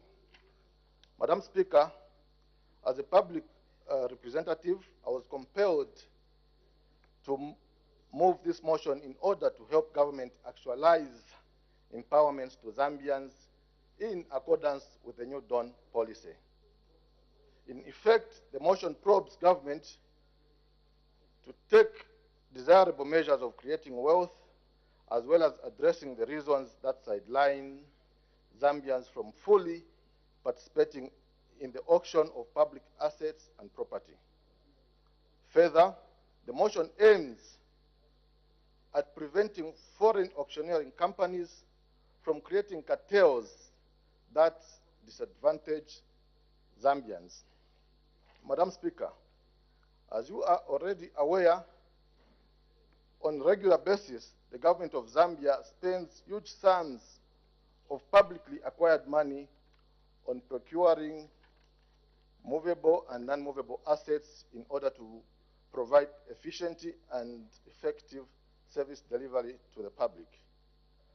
However, many of these assets at some point are disposed of to best bidders when government puts them on auction. These assets, Madam Speaker, are disposed of in line with various legislative and policy provisions that regulate the disposal of public assets.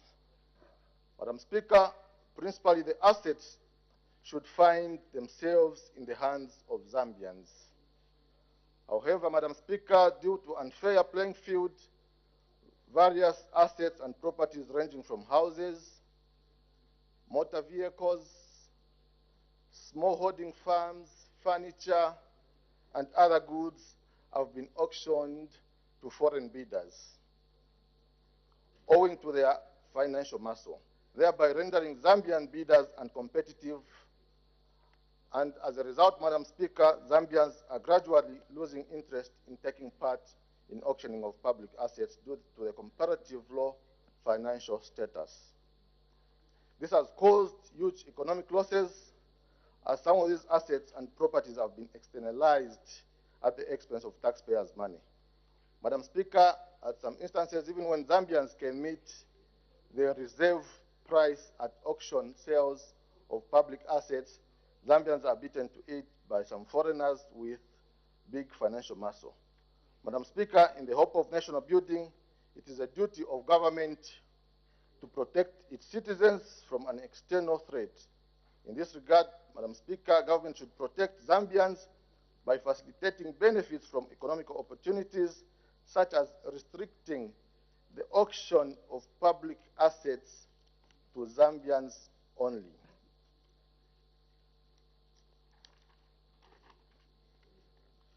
Prioritizing the interests of Zambians in the sale of public assets is but one intervention. After all, Madam Speaker, the responsibility of paying duty and protecting public assets from acquisition to disposal is often held by Zambian citizens. Restricting the auction of public assets potentially has great benefits to the nation and its citizens. The benefits include, among others, a basis of providing citizens with an opportunity to raise adequate capital for wealth and job creation, especially among the youths.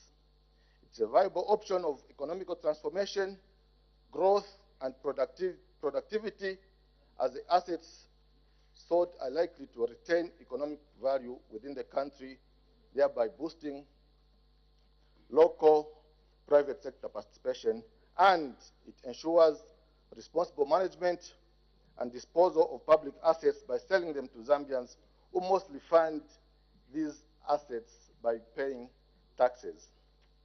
Madam Speaker, given the benefits, it's incumbent upon government to ensure that opportunities such as auctioning of public assets are restricted to Zambians and benefit citizens, even though there's no law, Madam Speaker, as at now, which gives Zambians priority over foreigners as far as participating in the auctioning of public assets is concerned. In doing so, Madam Speaker, government will be upholding its duty to promote the economic empowerment of its citizens as prescribed in Article 10(2) of the Constitution of Zambia. Further, this is a practical way of Zambia to attain the status of becoming a middle-income country by 2030. Madam Speaker, this initiative has great potential to reduce youth unemployment and empower them to grow economically. Members may agree with me that Zambians have demonstrated necessary capacities to contribute to government desire for developing this country. However, their capacities, Madam Speaker, are constrained due to lack of opportunities and support from government.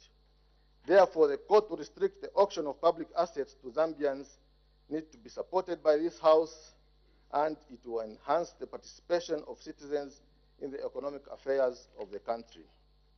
Madam Speaker, this is a very straightforward motion, and it's a progressive motion, and I would like to ask all honorable members in here to support this motion, whose main aim is just to empower the Zambians.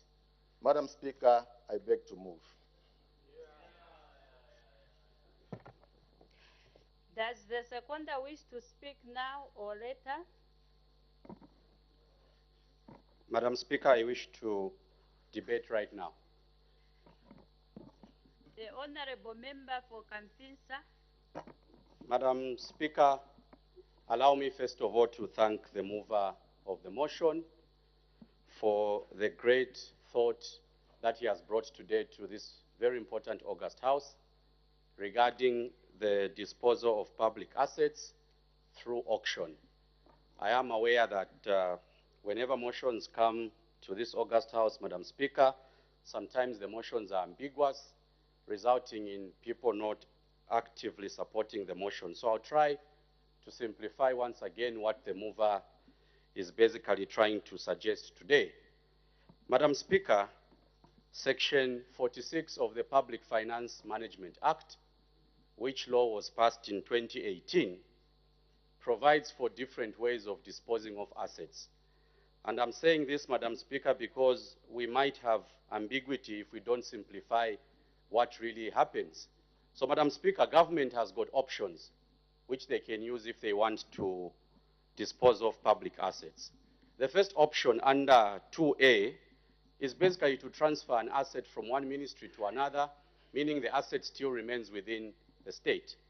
The second option which the state has when disposing of an asset, Madam Speaker, is through public tender, meaning if it is in the view of government that this asset is no longer useful, there's no need for an auction. They can still decide to dispose it off through public tender. Option C, Madam Speaker, under Section 46 of the law, is what the Honorable MP for Bahati is referring to. The MP is basically saying, with all these other options available, when it comes to auction, we want Zambians to participate only in ensuring that Zambians have the advantage. So when I look at this motion, Madam Speaker, I look at the provisions of the law, I look at Section 44, Section 42, and Section 45. Madam Speaker, the provisions are sufficient. Section 45 allows the Minister of Finance to come up with regulations, meaning we don't need to come back to this August House, Madam Speaker, to change the law. The law is very clear. Honorable Minister of Finance can simply issue appropriate instructions that in line with Section 45, Zambians only should participate when it comes to auctioning. An auction, Madam Speaker, is where you are buying chairs that have already been used, a vehicle that is no longer useful. Order, Honorable Member. As the time is 16:40 hours, I suspend business for 20 minutes for a healthy break. Thank you so much for still being with us on Parliament Television. Business has been suspended for 20 minutes, and just before the suspension, the House was considering a motion which was moved by Bahati Member of Parliament, Mr. Leven Chibombwe, restrict auction of public assets to Zambians, and urging this House, urging the government to restrict auctioning of public assets to Zambian only. And it was a seconder, who is Kamfinsa Member of Parliament, Mr. Christopher Kangombe, who was seconding this motion. So when business resumes at 17 hours, we'll continue seconding this motion. And when business resumed earlier in the day at 14:30, Madam Speaker did make a ruling, and this ruling was on a point of order raised by Honorable Gigi Nkombo, Minister of Local Government and Rural Development, against Mr. R.C. Mutale, Member of Parliament for Chitambo constituency, on whether he was in order to remain in the House after being ordered to leave by the Honorable Mr. Speaker, that's the Deputy Speaker sitting as chairperson of the Committee of Supply. I'll give you details of that ruling that Madam First Deputy Speaker rendered earlier in the day. And the House did proceed to consider 3 questions for oral answer, and I'll be able to give you the details of the responses that came from various cabinet ministers just before it crossed back to the floor of the House for the resumption of business. For now, we'll take a short break. Keep watching Parliament Television.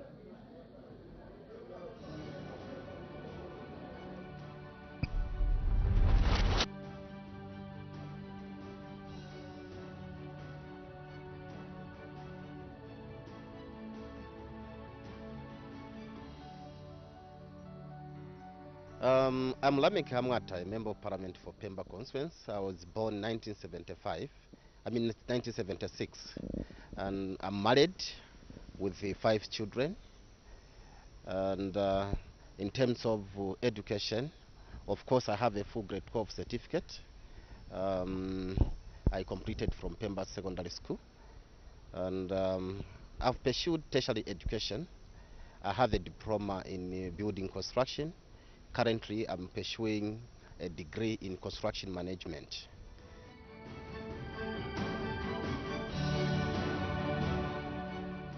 My constituency, it has 12 wards with approximately 160,000 people. And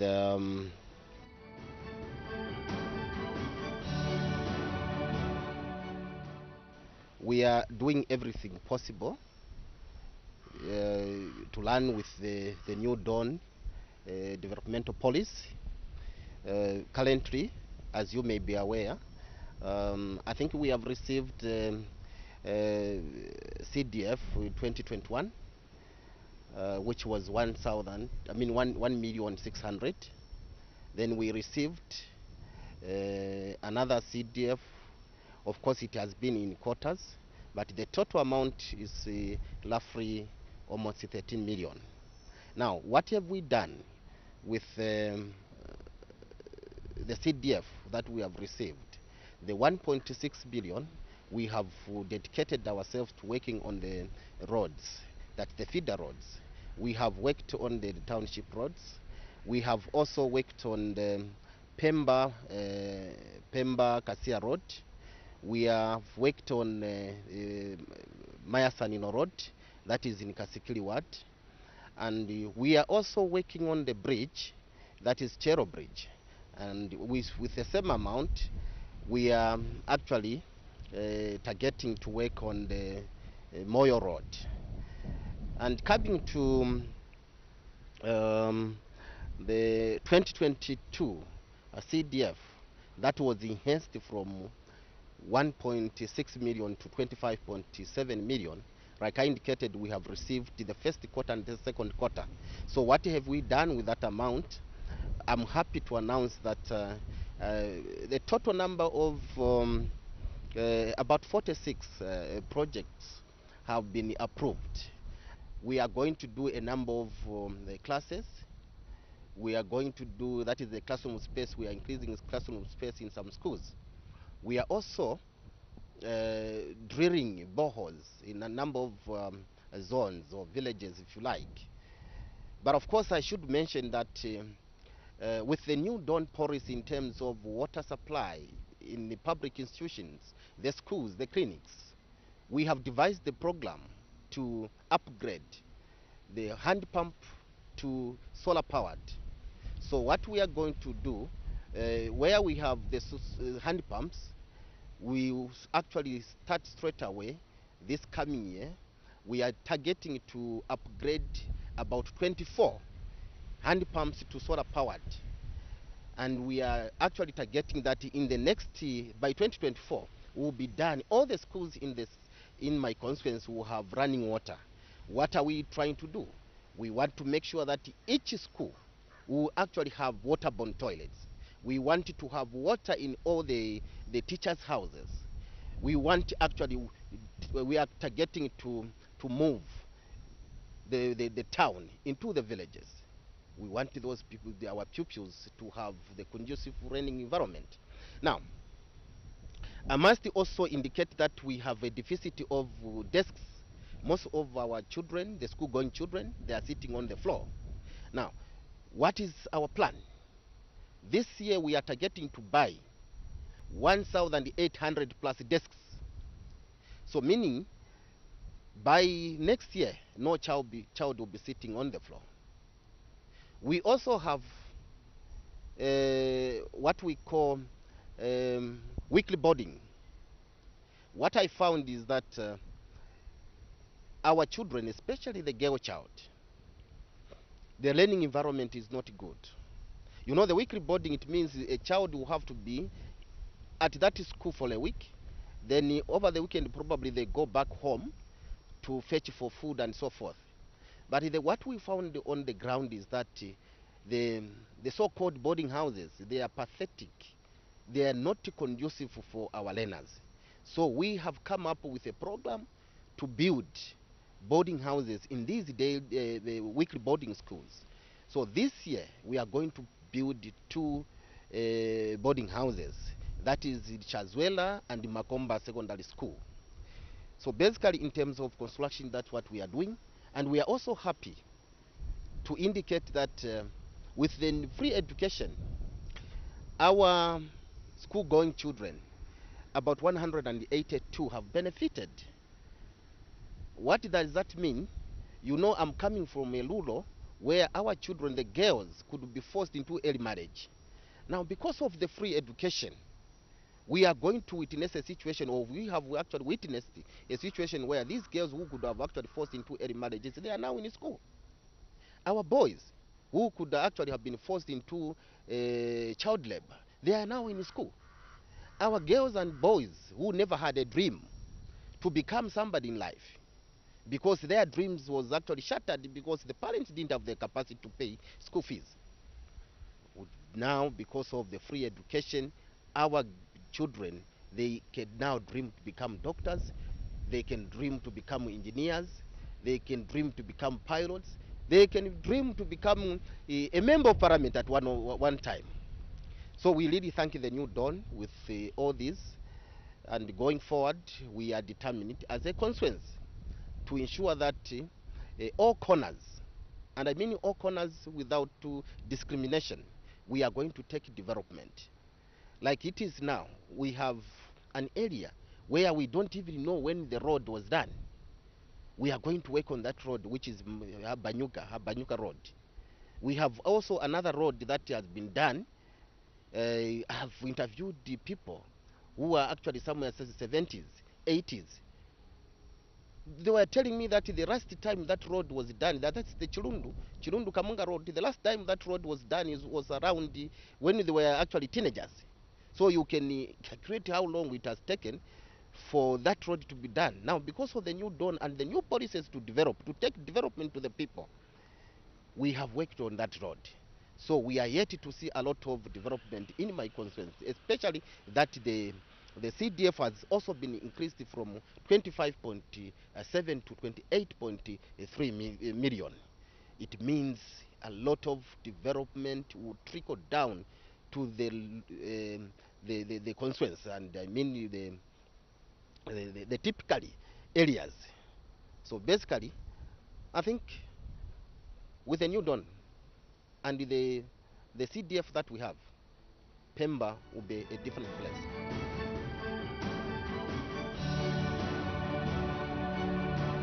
We now need to take education serious, very, very serious. Any area where education is not taken serious cannot develop. So we need to appreciate, we need to complement the efforts by the New Dawn government by ensuring that we encourage our children to go to school.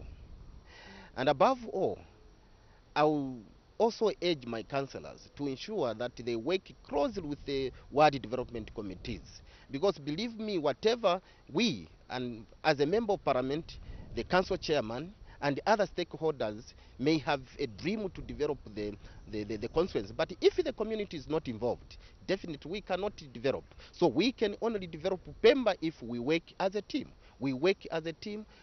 Their proposals, let them bring their proposals, and whatever we are advising, like we are talking of water recreation in our all public institutions, it is the Ward Development Committee working with the councillor, working with the community to make sure that they bring forward those proposals to the CDF. Together, we shall develop Pemba. The MOP cannot develop Pemba alone. We can only do it when we work as a team. I'm also encouraging our colleagues who hails from Pemba, but they are not living in Pemba.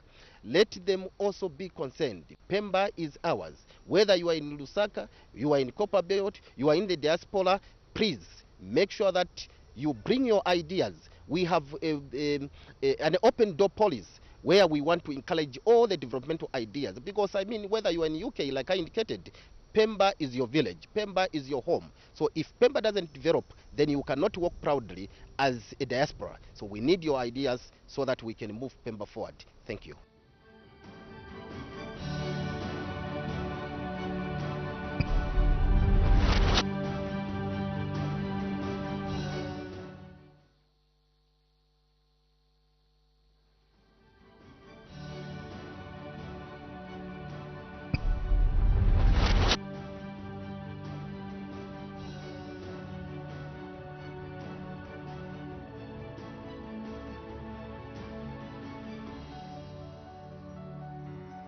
My name is Walusam Lariki. I was born on the 18th of June 1982 at a rural health center called Smakumba in Lukulu district in the Western Province. I started my primary education at Lukulu Basic and later moved to Senanga Basic and then Sefula, and proceeded to complete my secondary education at Solwezi Technical in Northwestern Province.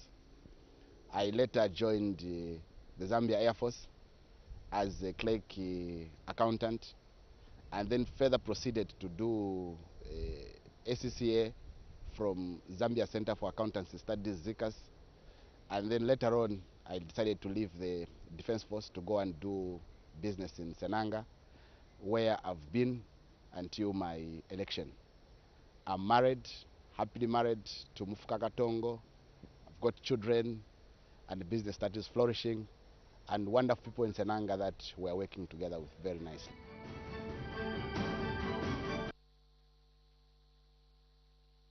Senanga is, it has got both the urban side and the rural side. We've got 14 wards in Senanga. Of those 14 wards, only 5 are along the road.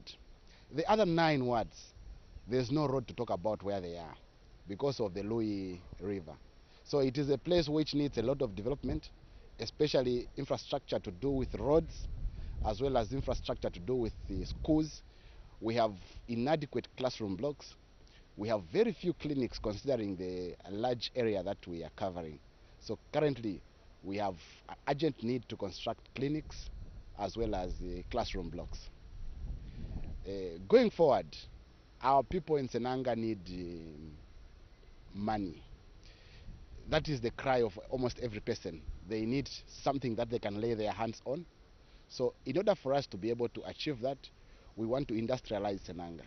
So we want to take advantage of the resource that God has given us, and that is water. We have plenty water in the Lui and a vast plain. We also have plenty water and a vast plain in Namkokoba. We also have that in Lumbe. So what we want to do now is we have engaged government so that we are able to grow sugar canes. We want to grow as much sugar canes because in other places where they need to actually create the canals and so on, they are already made by God. So it will be easier for us to grow the sugar canes and then have an industry that is able to process sugar from that end. That is our vision. That is how we hope to go. Then we are also introducing wheat growing starting next year. We did the pilot, which has worked out very well. So the same fields which people are using to grow rice are the same fields that people will use to grow wheat after they grow rice.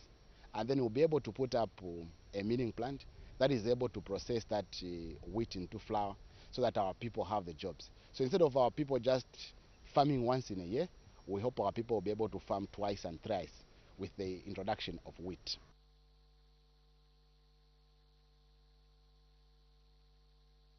For the youths in the district, we have engaged government so that we are able to empower them through the provision of motor vehicles, the taxis. So all things being equal, this year we should have the first allocation of taxis that should go to our youths in Senanga. Other than that, we want to complete infrastructure. There is a theater that was started and stored at the hospital. We want that completed.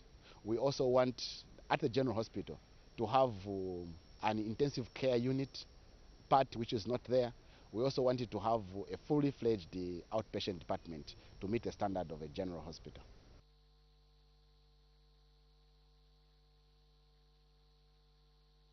Our constituents in Senanga, I want them to be positive.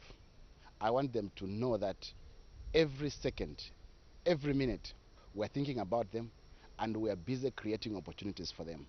These opportunities will come in different forms. Some of them will come in forms of money, in the way of grants. Those who applied for market booster loans, they are going to receive. Also, those who applied for grants, you can see this year we have actually been allowed, instead of us paying 1.9 million in Senanga, we are paying close to 4 million.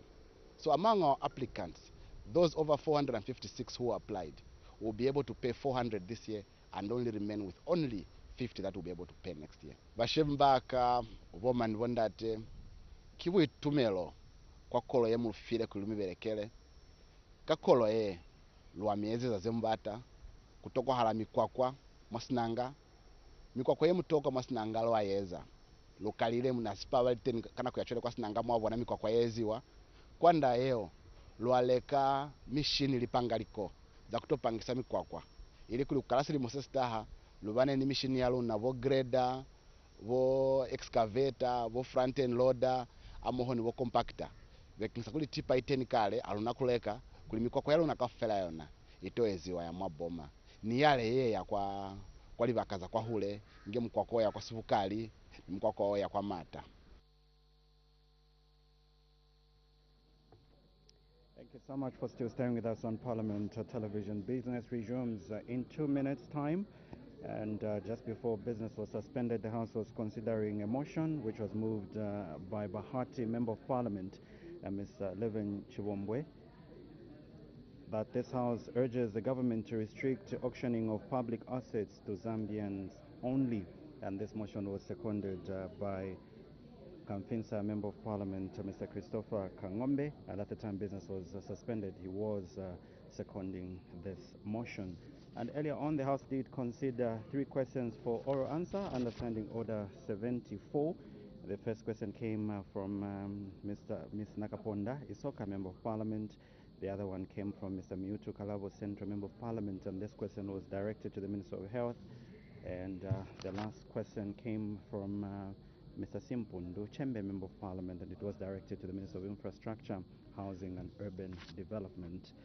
And still to come is the resumption of the motion, thanks His Excellency President's address, motion of 28th February 2023.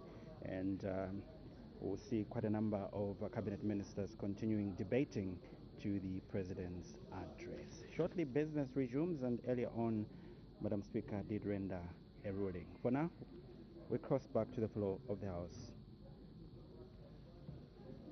Honorable members of parliament, Mr. Speaker.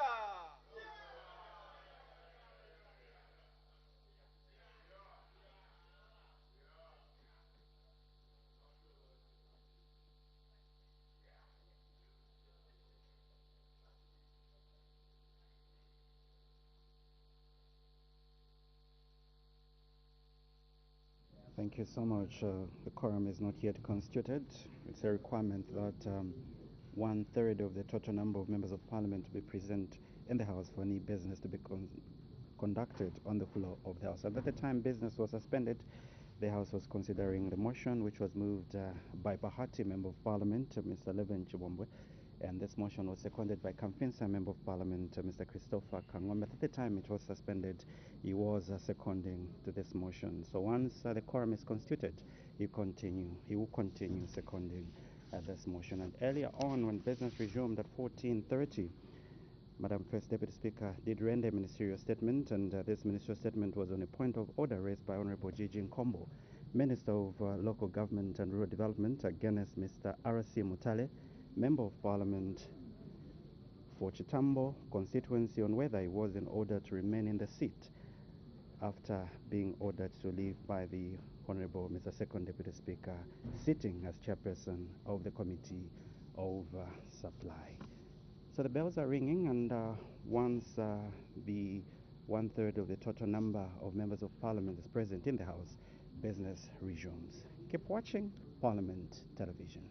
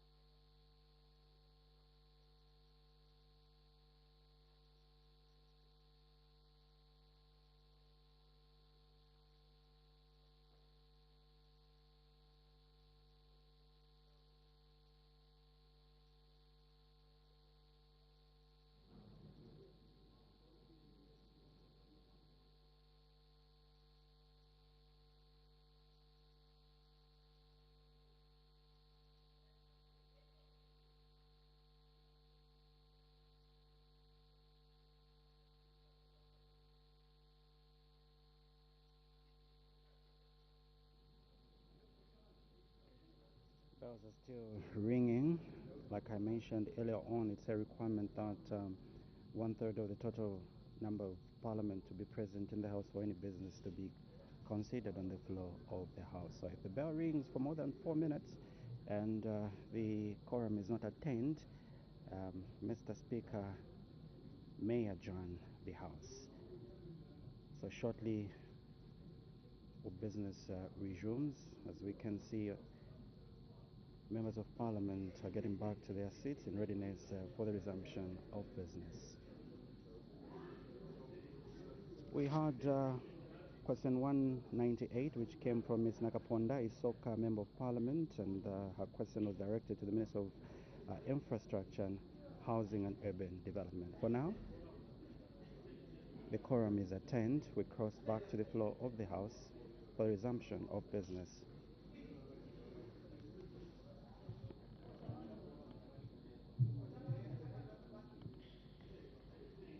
Order. When business was suspended, the House was considering the private member's motion moved by the Honorable Member for Bahati that the House urges the government to restrict auction of public assets to Zambians, and the Honorable Member for Kafinsa was debating. May the Honorable Member continue? Thank you very much, Mr. Speaker. Mr. Speaker, I was indicating to the August House that with regards to disposal of public assets, there are about 6 or 7 options which government has, and one of the options is to use public auction. Now, Mr. Speaker, public auction is provided for under Section 46 of the Public Finance Management Act. The same act which was passed in this parliament, Mr. Speaker, empowers the Minister of Finance to come up with regulations for disposal. What am I trying to say, Mr. Speaker? Mr. Speaker, the good people of Kamfinsa are simply saying we don't need to come back to Parliament to change any law, because the Public Finance Management Act empowers the Minister of Finance to develop regulations on any disposal of any public asset. I am aware, for instance, Mr. Speaker, that there have been many Zambians that have wanted to procure items that are of no use to government. These assets sometimes lose value. Sometimes the cost of maintaining some of these assets may be too much, and government has got almost 7 options. They can decide to issue a public tender, which can invite everyone to participate, or they can look at Section 46(2)(c), which simply allows for public auction.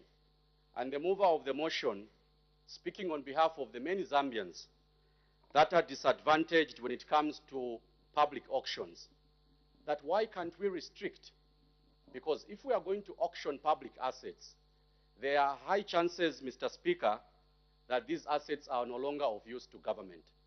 Now, if assets are of no longer use to government, it simply means we should allow Zambians to have the first privilege to offer what they have.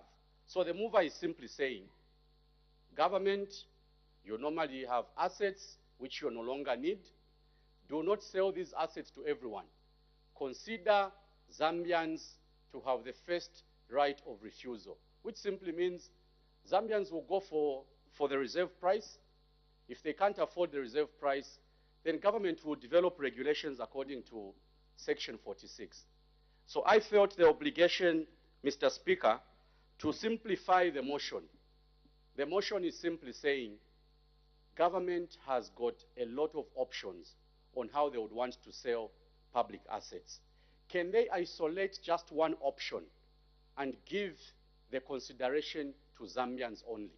The mover is not saying all the provisions should be for Zambians. He's simply saying if you want to sell any item through public auction, because a public auction simply means even a foreigner can offer. If a foreigner wants to buy an old van at the Ministry of Transport and Communications, for instance, that equipment should only be given first consideration to a Zambian. And that's what the mover is basically saying. What that will do, Mr. Speaker, is that Zambians will have the advantage. The advantage to afford assets which government no longer needs, have the advantage to utilize those pieces of equipment. If it's office furniture, the Zambians should be given the first option to buy. And that is what the mover of the motion is saying. Are we saying we need to change the law? Mr. Speaker, we don't need to change the law. The Public Finance Management Act, in the manner in which it was crafted, and I'm happy some of the members of parliament that are present today were present when the law was being crafted. The law was crafted in such a manner that it gives the Minister of Finance the powers to simply say these assets will be sold through public tender, so public tender is everyone. These assets, however, because they've lost value, we are going to sell them through a public auction to Zambians only. And that is what the mover is simply saying, that can we give Zambians the first consideration if we are going to dispose of any asset at a value which is determined through a public auction. So, Mr. Speaker, I do hope that those that will debate this very important motion will view it from the perspective of the many Zambians that participate in public auctions. Why should we disadvantage our own Zambians in as far as buying items that no longer have use items that have lost value that Zambians would want to utilize. Mr. Speaker, the people of Kamfinsa support the motion that has been moved by the people of Bahati. I thank you. Any further debate? The Honorable Member for Chiluvi. Thank you, Mr. Speaker, for giving the good people of Chiluvi an opportunity to add their voice on this very important and non-controversial motion. Mr. Speaker, I would like just to put the motion into context. I think the motion is speaking to CEC, what the CEC guidelines say. The motion is equally speaking to ZDA guidelines, especially in terms of empowering our citizens. And that's why I've called it non-controversial motion. I also want to put the context of what we mean by Zambians in the right context. That is, to me, the Zambians we are talking about, I do realize that when we are acquiring citizenship, when we have reached some age of responsibility to get an NRC, which is a national registration card, we usually get a green national registration card, but there's also an option of the blue and purple national registration cards. But I would like to say that this motion is speaking to those that are having green national registration cards of any color. They may be Chinese, they may be Indians, they may be black, so long they are Zambians, and they're having a green national registration card. Mr. Speaker, I want to underscore that after Zambia chose to go the liberalized economy route, we have an informal sector. And in an informal sector, we have different Zambians who have registered all sorts of companies. But when you look at their asset value or capital for commerce, you find that most of them are still struggling. Most of the Zambians do not have capacity to go into showroom to purchase vehicles, to purchase plant or machinery. And this particular window of the auctioning provides a very big option for the Zambians to grow their asset value, especially those that are having capacity, so that they can compete favorably with those that are coming through the foreign direct investment window. What this motion is trying to secure is to push for a position where Zambians are also going to be champions or captains of trade, in that they would be given the muscle to bargain properly in the environment that is dominated by people with muscle, those that are known by the banks, and mostly those that can maneuver through the foreign direct investment window. I think this motion is not far away from the Public Finance Act of 2018. It's not far away from CAP 347. It's not far away from CAP 388 and CAP 69. Why are we trying to provide this mode? Why we are trying to provide this mode? It's a reality that public auction, auctioning of public, yes, nani, yes. I know that you are just looking for small things. Nani means it's just a pause. I continue, Mr. Speaker, though not disturbed by this boy from Nkana. Mr. Speaker, the situation has been hijacked. Some of us who have gone to where public assets have been auctioned, we know that sometimes for Zambians to even buy just the weakest wreck of a vehicle of any sort, or even just a finished computer, sometimes they have to fight. We know that if there is a window where corruption is sneaking through, and organized corruption is public auctioning, or is auctioning of public assets, where we have this organized cartel that when they have heard that auctioning of public assets has been advertised in southern, in northern, because these things are even in the newspaper, They even prepare the money. If Zambians are to buy and are to be seen like they are buying, they are just used as fronts. But you find that the people that retain the asset value of what has been bought are actually, in the brackets, I can say foreigners, who at the end of the day even take out that money, that machinery, vehicles, even outside the country to recondition and later on resell in Zambia. So, looking at the environment as it is now, we are trying to know that when a person rises to go and register a company at PACRA, we know that they are just doing that within their vision, and they may not know where they may get capital. So this motion is trying to empower the Zambians that have registered companies at PACRA so that they can also bargain properly in the environment of commerce, so that at the end of the day, they may have a machinery running which they can produce certain things and they can add value. I know that the Minister of Finance and the President have spoken to the tune where we are supposed to add value to our raw materials. And as far as we are not trying to empower people in terms of owning assets, especially Zambians, we should forget that government will be the only agent that is going to champion value addition, especially that we are in a liberalized economy. Meaning value addition is supposed to be a domain where all the people, all the players, including private sector, are supposed to go in. And if that be the case, this is the motion of the day. If that be the case, this is the motion of the moment. And I do not expect, really, let's not bring in things like, say of the plane and, all that to crowd our minds. What we are talking about is we who are here and the other people that are outside this house to be empowered. Mr. Speaker, I know that I can talk until the second coming of our Lord Jesus Christ. But at this moment, I would like to rest on my case on this one.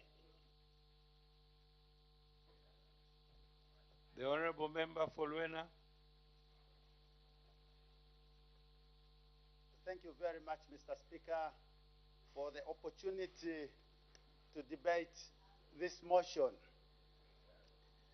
Mr. Speaker, when I indicated for an opportunity to debate this motion, I actually was of the view that it was supportable.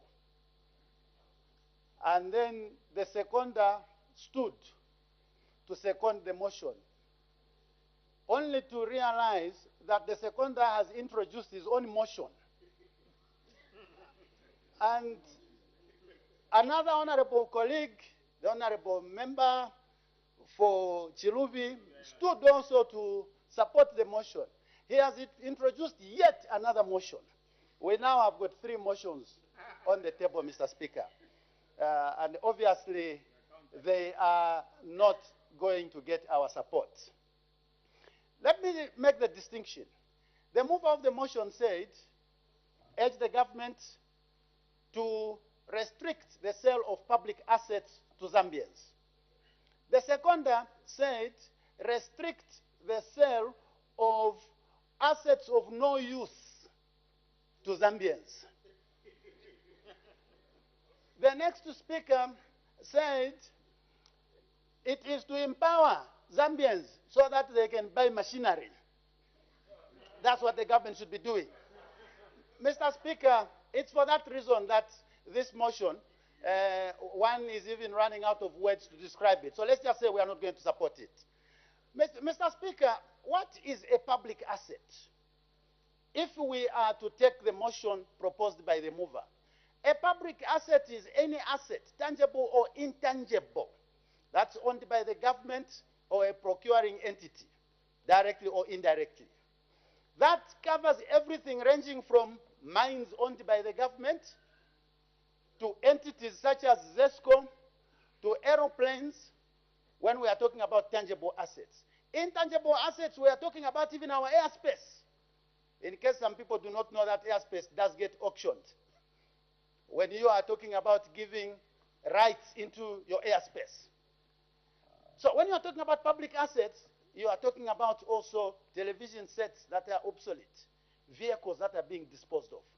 if the mover of the motion had spoken about chattels and given examples such as when television sets are being disposed of, furniture, motor vehicles, it would have been a straightforward issue. But to suggest a blanket restriction that all public assets, whenever they are being disposed of, must be restricted to Zambians is to completely miss the point. There are many reasons why a government would sell public assets. It is not always that the asset has got no use. Sometimes you sell because you need to attract or you need to earn foreign exchange, such as when we are auctioning minerals, such as when we are auctioning our intellectual property. We cannot restrict the sale of such assets to Zambians only. So, Mr. Speaker, this motion, if it had taken into account the fact that the aspects that they want to be addressed are of chattels that are disposable of a small nature, there wouldn't have been any argument. So the reason we are not going to support this motion, Mr. Speaker, is because in its current framing, this motion is impractical, it's mischievous, it completely adds no value even to the so-called empowerment that some of the speakers have suggested it's supposed to be promoting. We already have institutions that are dealing with empowerment. In fact, my honorable colleague for Chiruvi Island has already talked about CEC, ZDA, as having sufficient empowerment programs for Zambians. Surely we cannot sit here and tell Zambians that we think their empowerment should come through when the government is disposing of assets that are of no use anymore. That's not what Zambians want. Zambians want empowerment with assets that are of use, not assets that are of no use. So, indeed, even the mover of the motion noticed, it's no wonder, towards the conclusion of his own debate, he indicated that the motion should receive support because it is going to empower Zambians that would otherwise be disempowered. And from what has been put on the table, we see there's absolutely no form of empowerment if the suggestion is that Zambians will be procuring these assets because they are of no use at all. So, Mr. Speaker, it's a motion that one wouldn't even spend a lot of time debating about because it's straightforward. From our side, it's a no because it's not advancing any empowerment. Rather, it's advancing political visibility, just so that we can tell the Zambians out there that I was fighting for you and the government in power refused. The government in power has refused to give Zambians absolute assets. It wants to empower Zambians with new assets. And those are the programs that are being put through the CEC. Those are the programs that we are putting through, even through our CDF. The government has made a decision that procurement should be done from the local communities. That's the kind of empowerment that Zambians are looking forward, not to procure vehicles that are on rocks because it's going to be available at 5,000 kwacha. No. Where are they going to take it? Thank you very much, Mr. Speaker. With these few words, I would like to conclude by saying that we do not support this motion. Thank you. I've been availed with a list from the right, so we'll keep alternating because independent and also from the left. So now we go to the independent. The honorable member for Lumezi. Thank you so very kind, Mr. Speaker. Mr. Speaker, permit me to appreciate the move and the second of this very progressive motion. Mr. Speaker, as an ardent follower of President Hakainde Hichilema, I would have said to those opposing this motion to say, Ekutumpauku.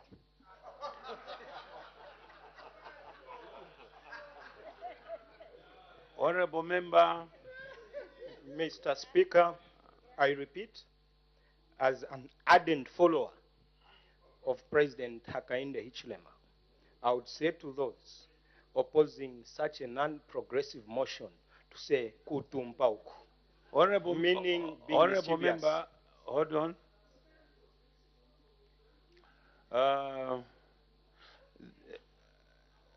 By now, you should know that that word is unparliamentary.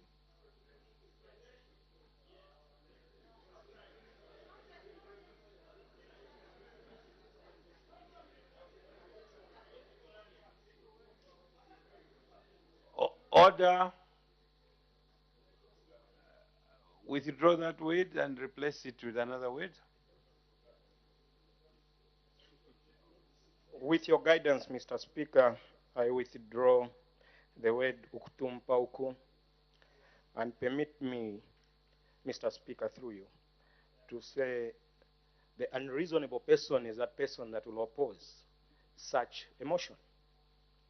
Mr. Speaker, what type of people are we that are going to support an agenda that is only for the imperialists? Mr. Speaker, we are from arguing about Macro, a company that will be collecting toll fees on the Lusaka Ndola dual carriageway, a foreign entity that is going to milk billions and billions of kwacha, a foreign firm. Here, the sale or disposal of public assets to Zambian citizens is being shot at. When will we start supporting our own people, ourselves? Becomes another question. This behavior of everything inheriting is what has destroyed this country, Mr. Speaker. Mr. Speaker, much earlier I talked about a prayer which we inherited. We don't know who wrote it. Yet we can't even have our own Zambian-owned prayer, a prayer that we must read that we don't own in our hearts. Selling of state assets to Zambians, you don't want. A foreigner comes, you are quick to say he's an investor. Yet he's bringing zero ngwe on the table to collect toll fees. Toll fees.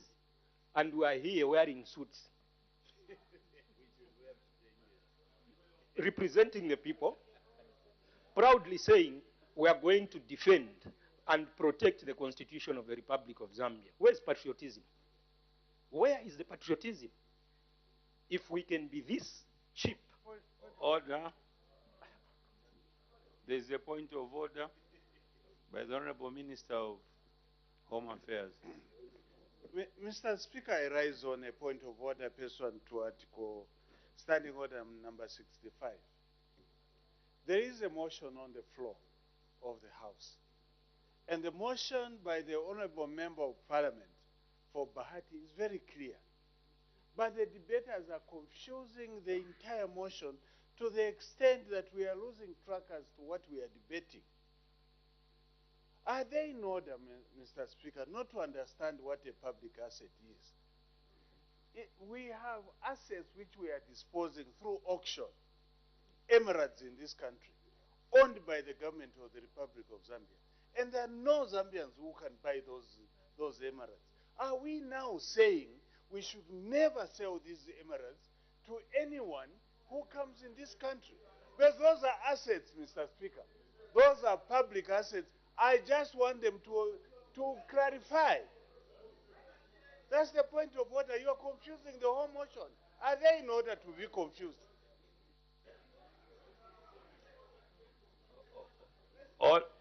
Order.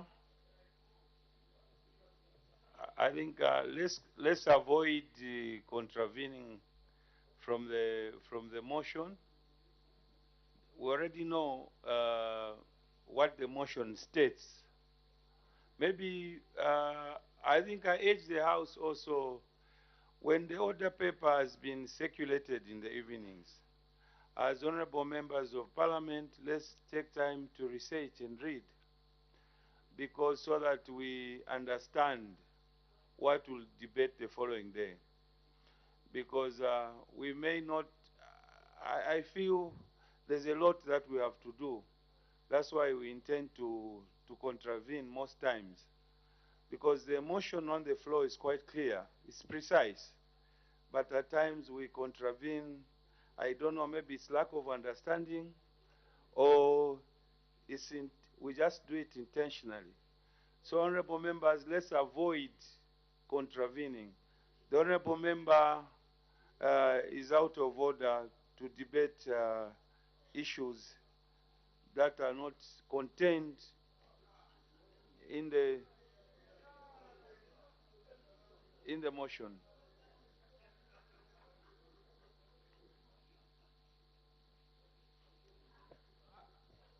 The honorable member can continue. Mr. Speaker. Let's avoid debating while he's seated. We intend to mislead ourselves. I don't know whether prayer is a public asset, because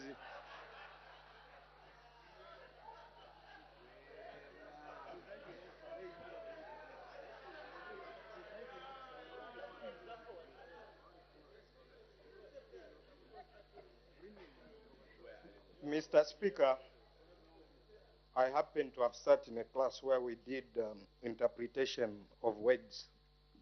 I see no offense in giving examples where the motion reads, restrict auction of public assets to Zambians. Mr. Speaker, KGM is owned by Grizzly Mines, a private entity. It's not for the Republic of Zambia. Mr. Speaker, we must be factual with what we state. I'm citing examples that are only affiliated to the properties that belong to the government of the Republic of Zambia, not to private firms. I know it's possible that a regime could be supporting foreign firms for personal interest. And that could be the reason why we've got macro concessionaires coming to collect the money from NAPSA, and we're celebrating. There is no offense.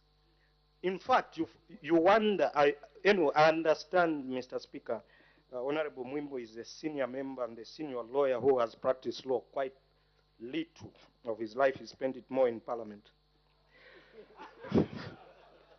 Mr. Speaker, 25 years in Parliament and less time at the bar is well understood. Mr. Speaker. Honorable member, let's avoid debating each other. There's a motion in the House, on the floor. Let's stick to it. That's why I was saying, that let's encourage ourselves to be reading.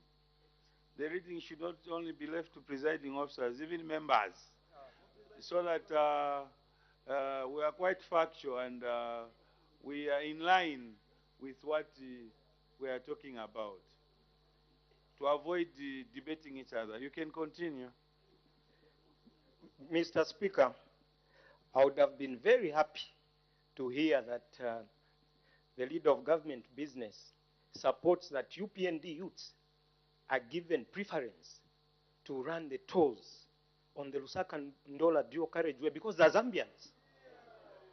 Mr. Speaker, I would be very happy to hear that whatever we are advertising as a country, preference is given to Gilbert Liswaniso, who is a Zambian. He's a Zambian. Mr. Speaker. Honorable member,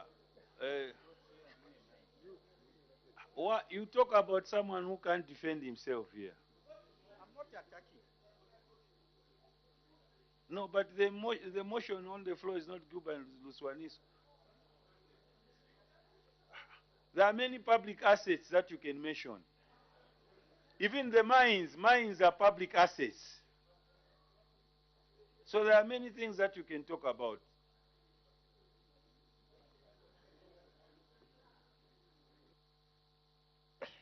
Mr. Speaker, self-praise is poisonous, but let me praise myself. I would be very happy to participate in the procurement on public assets because I'm Zambian.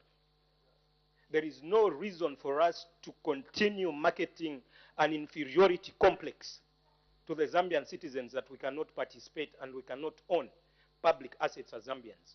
We have the capacity and we must support such a motion. Mr. Speaker, we've had,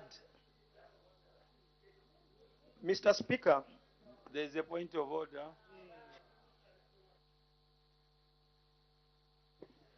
Mr. Speaker, thank you very much. Mr. Speaker, I raise on this point of order in reference to our standing order 65B. Mr. Speaker, is the Member of Parliament for Lumezi in order to mislead himself, to mislead this nation by, Mr. Speaker, just mere lack of understanding of the motion on the floor? And let me read the motion on the floor. It says, restrict auction of public assets to Zambians. And Mr. Speaker, we are all aware that historically, the government has been auctioning assets. And I've never heard where a Zambian has been denied the opportunity to buy. Now, my point of order is in order to be at sea misleading this House? He has debated for almost 6 minutes, and he has not added any value to the motion on the floor. Is in order, Mr. Speaker? I seek your serious guidance on this matter, Mr. Speaker. Order. Honorable members, let's ensure that we stick to the motion on the floor of the House so that we remain relevant to the motion. Because taxpayers are listening out there. So if taxpayers are listening, their money should be worthwhile. Order. I don't need to be assisted, Honorable Leader of Opposition. I'm a competent presiding officer. I know what I'm doing.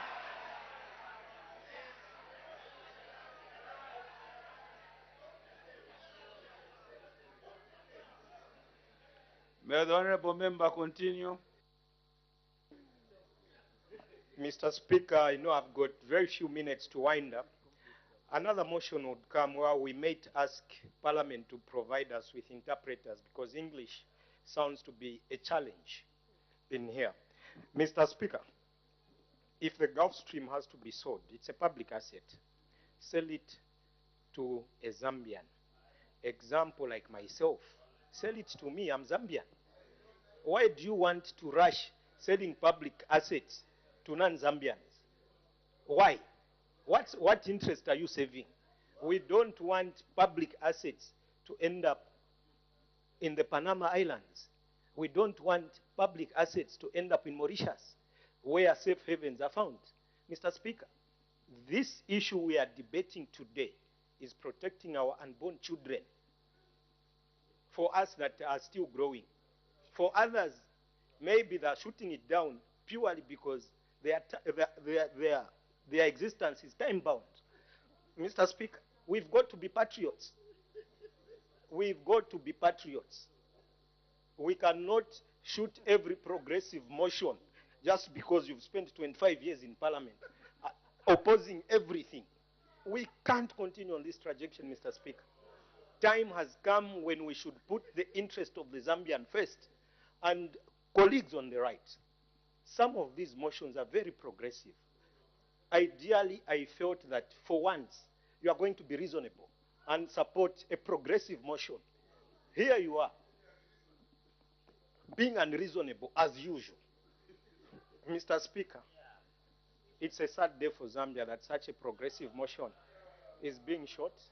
We hope the citizens are listening. I thank you, Mr. Speaker. Honorable Member for Chama South. Thank you, Mr. Speaker. Mr. Speaker, indeed, I want to begin by explaining our late President Frederick Chilova, who had embarked on privatization, once celebrated that Zambia had achieved privatization within 5 years when Britain was still struggling. The reason was very simple. The British were not privatizing their assets to foreigners mostly. They were privatizing their assets to themselves. That is the reason why they took that long. These are facts. If you look at multinationals that you are dealing with, they are owned by their state agents. This is a fact. Look at the ownership of Total, Puma. These are not companies that are owned outside their jurisdictions. We need, as Zambians, to own our assets. These are facts. And if a honorable member in this house can say this motion is a dead motion, then we wonder whether you came here to represent Zambians or foreigners. I'll give a typical example. Most of your followers as UPND in Karomo, they want to buy those assets that you are saying are obsolete. They want to compete. If anything, Honorable Speaker, we should be advocating for more segregation. People in Chipata, when there's an auction of public assets such as vehicles, we should even actually positively discriminate that only those who come from Chipata should participate, because they will not compete with some of you who are dealing with Sujilite. They will not. You are making millions and millions of dollars overnight. Will the people in the villages compete with you? Honorable Speaker, clearly civil servants cannot afford some of these vehicles which are sold by government. I know this government has sold a number of vehicles from the time that they took over office, probably more than what PF had auctioned in the past 10 years. Statistics are there. Colleagues, we are watching you. We would love the civil servants also to afford to drive some of these vehicles, especially 4x4s. Look what their salaries and the economic situation, will they be able to afford these vehicles? The answer is no. This motion is urging you to ensure that when you are selling these vehicles, you are selling these motorbikes, sell them to Zambian citizens. Some of these auction firms, this is the problem of having a leadership that is detached from the people. Most of these auction companies that you are engaging are foreign owned. In case you don't know, they inform their citizens to come and compete with Zambians. And Zambians can't compete. I know a few of you do participate in auctions. When you go to RDF, you go to Haman Tanks, a Land Cruiser that is reserved at 10,000 goes at 500,000 because foreigners are involved. And this motion is urging you, restrict it to Zambian citizens. We can even go further, Madam Speaker, to positively discriminate to ensure that if the auction is in Western Province, let the people of Western Province participate. I'm sure that's what your people... There's a point of order.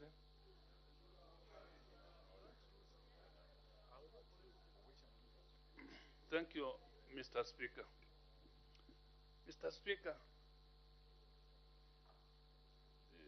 on a lighter note of semantics, the motion is very clear. The word auction, people must take note of the word auction. It's very important. Because if we're just going to say sell, sell, sell, we shall be off the motion. When I look at the motion, it doesn't say sell. It says auction. So whoever, honorable member for Chama North, is it Chama South, is talking of selling to the civil servants. But under auction, honorable Mr. Speaker, you sell to the highest bidder. That's what auction says. Is he in order?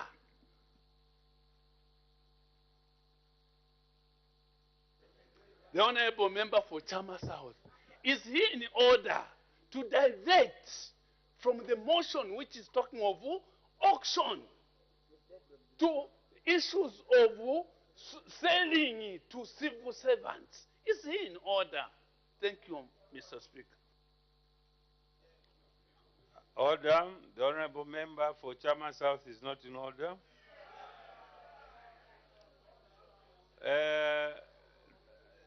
That's why earlier I encourage reading, so that members, before they come to the House, they exactly know what they're talking about. Because there's a distinction, very vivid distinction between selling and auctioning. While selling could be a preserve of the seller knowing an anticipated price, auction oftentimes is primary preference is given to one who's got the highest price. So that's why I've kept, I didn't want to come out very openly, because I knew that to some extent people didn't understand what they were debating. May the honorable member continue. Honorable Speaker, I have to state that I'm well read. I'm well read, Honorable Speaker. If people can't distinguish between a sale and auction, then we have a problem. Why do you auction? Why do you auction? Auction is to sell. What is auctioning? Auction is a process of inviting competition in the process of selling. So, Mr. Speaker, I would invite you to check my academic acumen. I'm well read. Order. Coming to the motion. Order, honorable member. I think I've guided on this issue. We are not here to parade who is red or what. I think let's stick to the motion. I mean, let's ensure that we stick to it, because we may be quite sentimental to the wrong ideas that we may perceive at a particular time, and we stick to our belief. But ultimately, what is important is to ensure that we stick to our motion, because there's a clear distinction between selling and auctioning. Both of them, the ultimate goal is to make a sale, but in the manner in which they are conducted, there's always this distinction. I agree with you. I agree with you, Mr. Speaker. Unless one is conflicted, you intentionally conflict yourself, not to want to understand what auctioning and selling is. The two are different, with a different intent. You may continue. Thank you. Mr. Speaker, I agree with you. The ultimate purpose of auctioning is to sell. Mr. Speaker, I think as a country, we should begin to trust ourselves. We cannot have a country that wants to be looking at foreigners as the only people that can own the means of acquiring national assets. It is just fair, Mr. Speaker, if this country is to develop, we need Zambians to own all types of assets. Those assets that can be underground, on the ground, and indeed above the soil. They should be owned by ourselves. It is clear that our friends on the right, they don't believe in Zambians owning the assets. If they oppose this motion, they don't believe in their youths. I want to tell them that they are seated there because the youth sacrificed. And for us here on the left, we want your youths empowered. A number of them cannot afford brand new vehicles. Give them that opportunity, honorable member, give them that opportunity to buy a Land Cruiser, a second-hand Land Cruiser. give them that opportunity to buy a second-hand motorbike. Unlike offering those things to foreigners. This is what we are advocating for. And they'll be very shocked that you don't want that to happen. We want to tell the youths in UPND that sit down with your leaders. Let them empower you. You suffered, they are here enjoying. It's also your time to enjoy. We are here speaking on their behalf, Mr. Speaker.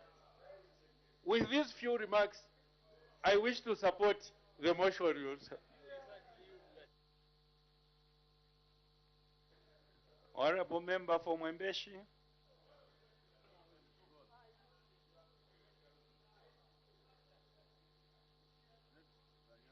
Honorable Member for Katuba, if Mwembeshi is not in the House. Thank you very much, Mr. Speaker, for giving the people of Katuba to contribute on this motion. And clearly, Mr. Speaker, if it was soccer, I would have said my brother from Bahati hit an own goal during friendlies.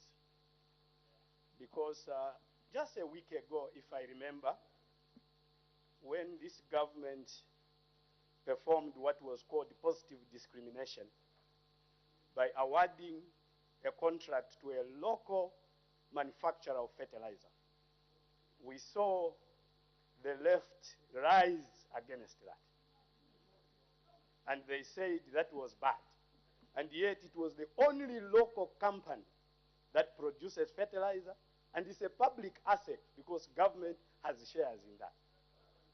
And today, they have turned around and brought this motion. Secondly, Mr. Speaker, if people dare to read the UPND There's a point manifesto, of order by the Honorable Member for Lumezi. Mr. Speaker, thank you so much. I raise on Standing Order 65 the information that we give to this House should be factual and verifiable. Mr. Speaker, United Capital Fertilizer is not Zambian owned, it's a foreign owned company. Is the honorable member in order to mislead the House, or maybe to tell us when the Chinese became Zambians? Mr. Speaker, I seek your serious ruling.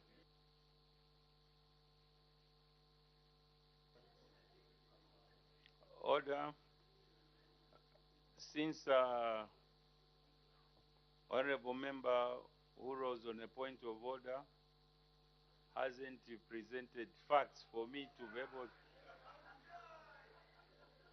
be able to know that such a particular firm is owned by Zambians or Chinese, it's difficult for me to make the ruling. However, I encourage people that raise point of orders to substantiate their claims so that I'm able to know who owns what at what particular time. May the Honorable Member continue. Thank you very much, Mr. Speaker. It's very easy because shareholding, when you hold shares in a company, we all know that Marco Polo, which is part of the holding company, government has shares in that. And if people want to verify, they can go to PACRA documents and verify that. I visited that plant just 2 weeks ago. Mr. Speaker, I was talking about the issue of positive discrimination and positive action. You don't put laws because at the end of the day, Zambia is not an island. Somebody here said UK didn't privatize to foreigners, they were privatizing to locals. If we check today, you'll find that UK has more than $2.3 trillion of inward investment from outside. Our GDP is only 23 billion kwacha. we don't have the capacity to stop people investing inside the country. What this motion is saying is that investors should not come, because investors come either in greenfield or in greyfield investments. Procurement of mines, procurement of certain assets to continue running them is called greyfield investment, and it increases our GDP. Today we are one of the lowest in sub-Saharan Africa. We only equate to Zimbabwe, which is at 28, Malawi, which is at 13, Namibia, which is at around 14, and we are around 22. Honestly, we can't be proud of that. We need to grow our economy, and we grow the economy both locally and internationally. What you do if you want to be among the League of Nations is not to put barbaric laws that position you and profile you to be a bad destination. Then you are not going to attract investors. What you do is you put such laws as policies like the UPND have done in the manifesto, where they have said we are going to do wherever possible support the local people so that we can see our local people also grow and increase the production of the country.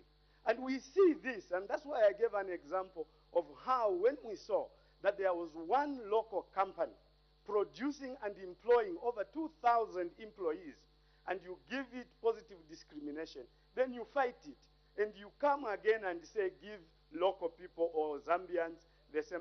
You are actually, in strategy, it doesn't work. You can't eat with both hands. You've got to choose whether you want to grow your economy, and the economy grows by inviting investment. With $23 billion as your GDP, you cannot rely on your local investment alone to grow the economy. And like my brother said from Luena, when we look at public assets, we are looking at the airspace. We are looking at mines. We are looking at anything that belongs to the country. We need to invite investors.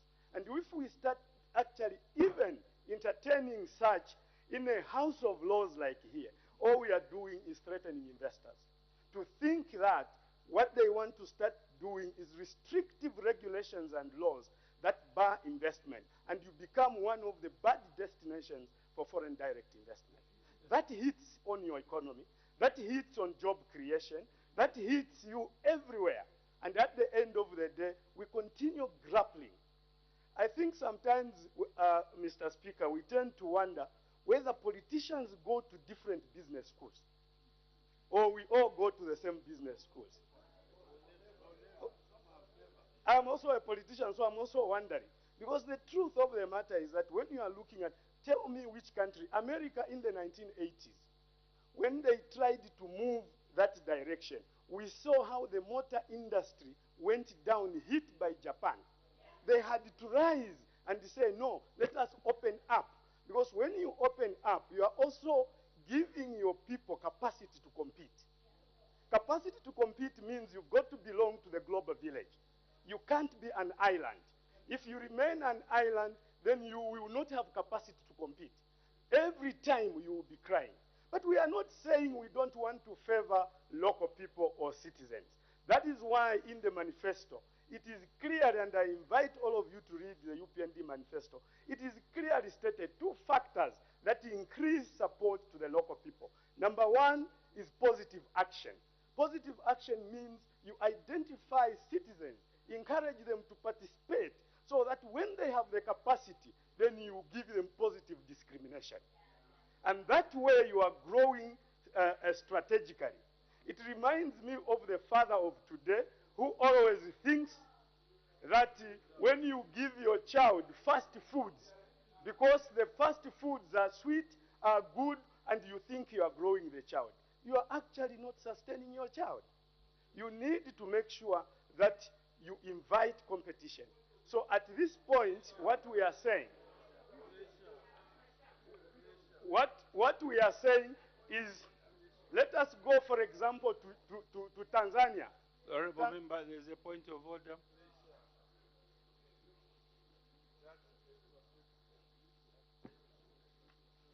Thank you so much, Mr. Speaker, for according me this opportunity to raise a point of order. The, the standing order number 20 is clear, which talks about the president's address to this August House. Now, allow me to quote from the president's speech, which was delivered to this honorable House. On page 10, Mr. Speaker, the president addressed this August House, where he indicated, and I would like to quote, to say, the new Dawn administration is a firm believer in democratic governance because it accords our people the opportunity to actively participate in decision-making for the betterment of our country and empower the indigenous Zambians. Now, my point, Mr. Speaker, Order, I didn't hear the other word after you said Zambians, the other one. Indigenous Zambians. So, Mr. Speaker, we are talking about indigenous Zambians. In this case, when we talk of empowering the Zambian people, our colleagues, our fellow members of parliament on your right, are they in order to go against with the president when he talked about empowering the Zambian people, because he understands that the Zambian people are the owners of this country and they are the owners of the public assets. And when a time like acquiring these assets, which is an opportunity to them, are they in order not to provide an opportunity to the Zambian people who are supposed to benefit from that auction of these public assets? Because my friends or my colleagues, they are able to afford, but there are those people who cannot compete with the foreigners, just like other colleagues have alluded, Mr. Speaker. Are they in order to go against with the president directive or when it comes to this speech? I think you're serious ruling, Mr. Speaker. Order. Honorable members, I want just to guide you that our standing orders are quite clear, that we should not bring the president, head of state, into our debates. So, the honorable member is debating the motion and is not out of order. May the honorable member continue. Thank you very much, Mr. Speaker. I just want to wind up by saying the UPND government will continue to support indigenous people. We will also support local people, whether indigenous or not, but we will use the strategic and methodical way of positive action and positive discrimination. To turn to putting up barbaric bills and barbaric laws, we will not gain the competitive advantage because we want to be among the League of Nations. I thank you, Mr. Speaker.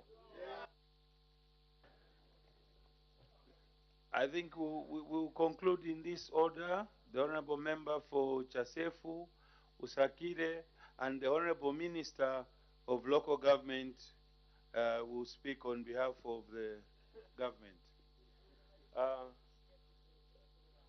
Thanks so much, Mr. Speaker, for giving the special people of Chasefu to add a word on this motion. I will be very basic, and I will not go into the detail of the semantics. Honorable Mr. Speaker, governance demands that we humble ourselves and look at the way we are running the affairs of the country. I've always insisted that the discourse that is coming is that we seem to be polarized. When you look at this motion, Mr. Speaker, you will see to it that it's not necessary to come up with such a motion. Why do I say so? You cannot come up with laws how to open your door. Those are supposed to sit in subsidiary policies or regulations. The issue of restricting public assets auctioning to Zambians, the issue of restricting sale or auctioning of public assets to Zambians, in this global talk, it doesn't work. It is important that you should fix that which is broken. Currently, the way we are sitting, I don't see the mischief that we are trying to deal with this motion. Even when the vigor that we're exposing ourselves to, there's no need for this. Currently, we have not seen anything. There is what they call positive discrimination, which the president indicated. On particular issues you can deal with and choose the people to empower. So the motion, if we are sober to look at it, it's not necessary. These should sit in the subsidiary regulations. But to come up with a motion to say we should restrict, we are going to kill this country. There will be no commerce. Why do people auction? They want to get the best out of their asset. So if a foreigner will give me more money for my property, well and good, let him get it. So for us to stick that this is what we should be doing, we are not helping this country. I'm being sincere because where I'm seated here, I can see my friends murmuring. And every time we want to debate, they want to see whether you are with them or not. The fact is you must be reasonable. And Mr. Chairperson, Mr. Speaker, I want to indicate this point. We are bringing these issues now. You were there. You saw it fit. So you start bringing questions that now you want to do it and bring so much vigor. You have not cited which has not been working well. Zambians are participating in these auctions. And any other person is free to participate to grow our GDP. You get the value out of your assets. And so far, we have not seen anything wrong. Where is necessary, the government or the president will say this will be restricted to this. We are moving as a country. You cannot come up with laws, this working, you open your door, there must be a law. We are going to break this country. I submit, Mr. Speaker. I don't support this. The Honorable Member for Wisakia. Mr. Speaker, thank you for the opportunity to comment on the motion on the floor moved by the Honorable Member for Bahati and ably supported by the Honorable Member for Kamfinsa. Mr. Speaker, an auction sale is the public sale of goods and property to the highest bidder.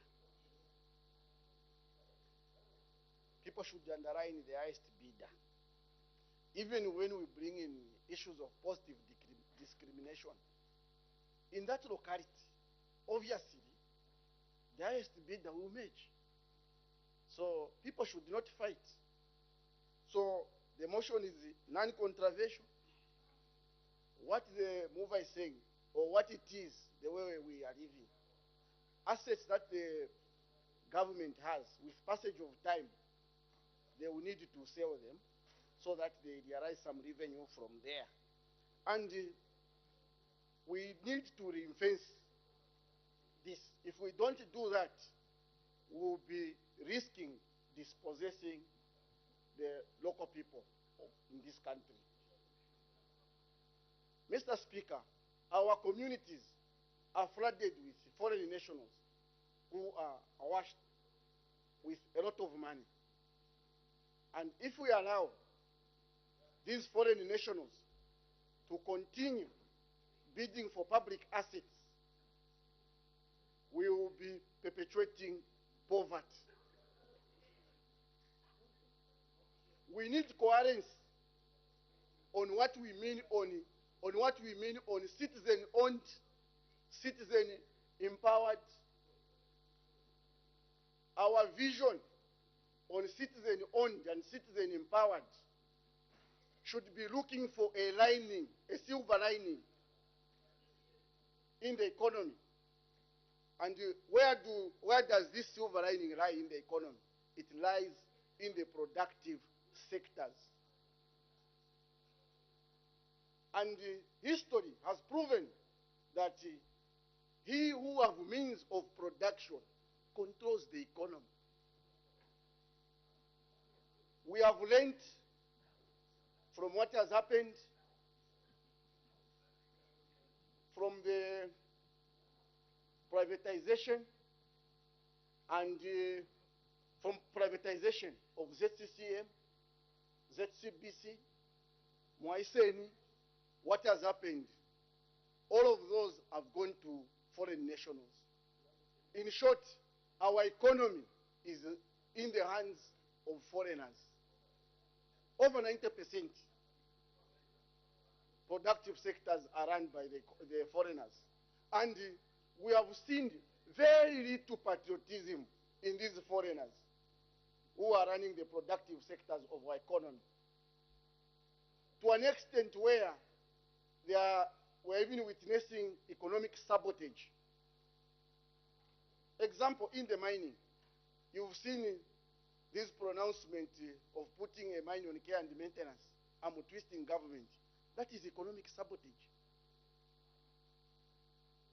And it is in these productive sectors where we want the citizens of this country to have a foothold so that we prevent such.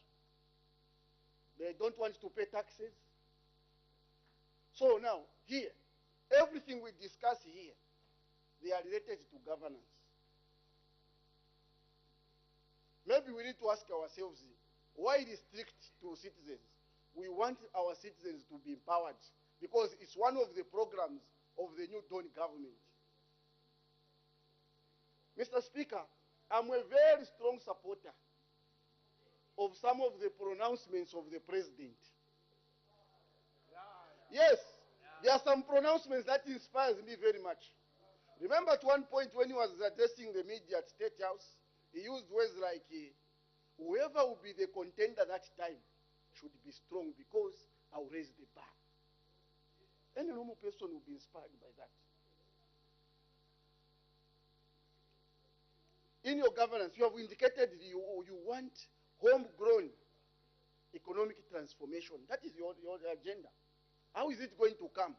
Your own citizens should be empowered. My honorable colleague from Katuba just indicated what your manifesto says, where to support the local people. This is what it means. This is one of, it's not even, you will not get that answer from one sector. There are a lot of things that you need to bring on board. This is one of them. The strict sale of public assets to your own citizens so that it's a way of empowering them. When I look at the way issues are seated, even if you want homegrown economic transformation, you have been exposed as UPND. Microeconomic fundamentals are showing.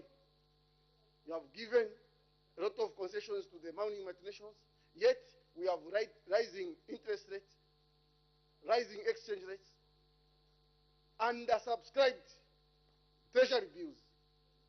They are showing us that our economy is not driven by ourselves. It's not homegrown. It's Western driven.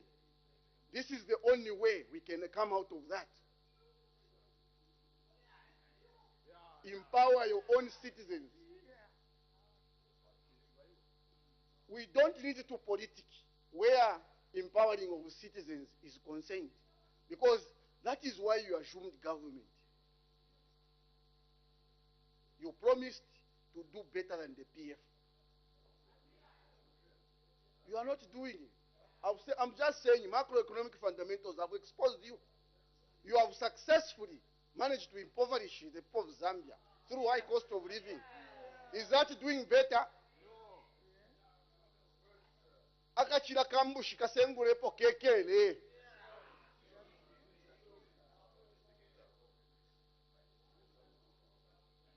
Mr. Speaker, this means that we need to sweep our backyards first before we can jump on private chartered jets to go and seek for financial bailout.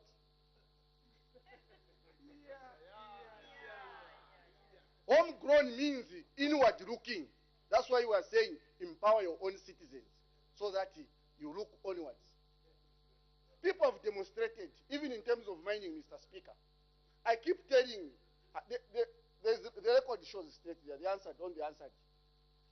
When Anglo America pulled out abruptly from KCM, a Zambian mining expert by the name of Jordan Soko had to run that mine for 2 years, kept the labor force of more than 22,000 people until Vendetta took over, who came now start retrenching people anyhow.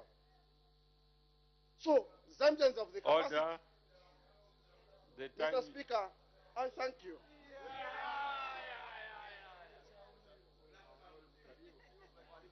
The Honorable Minister of Local Government.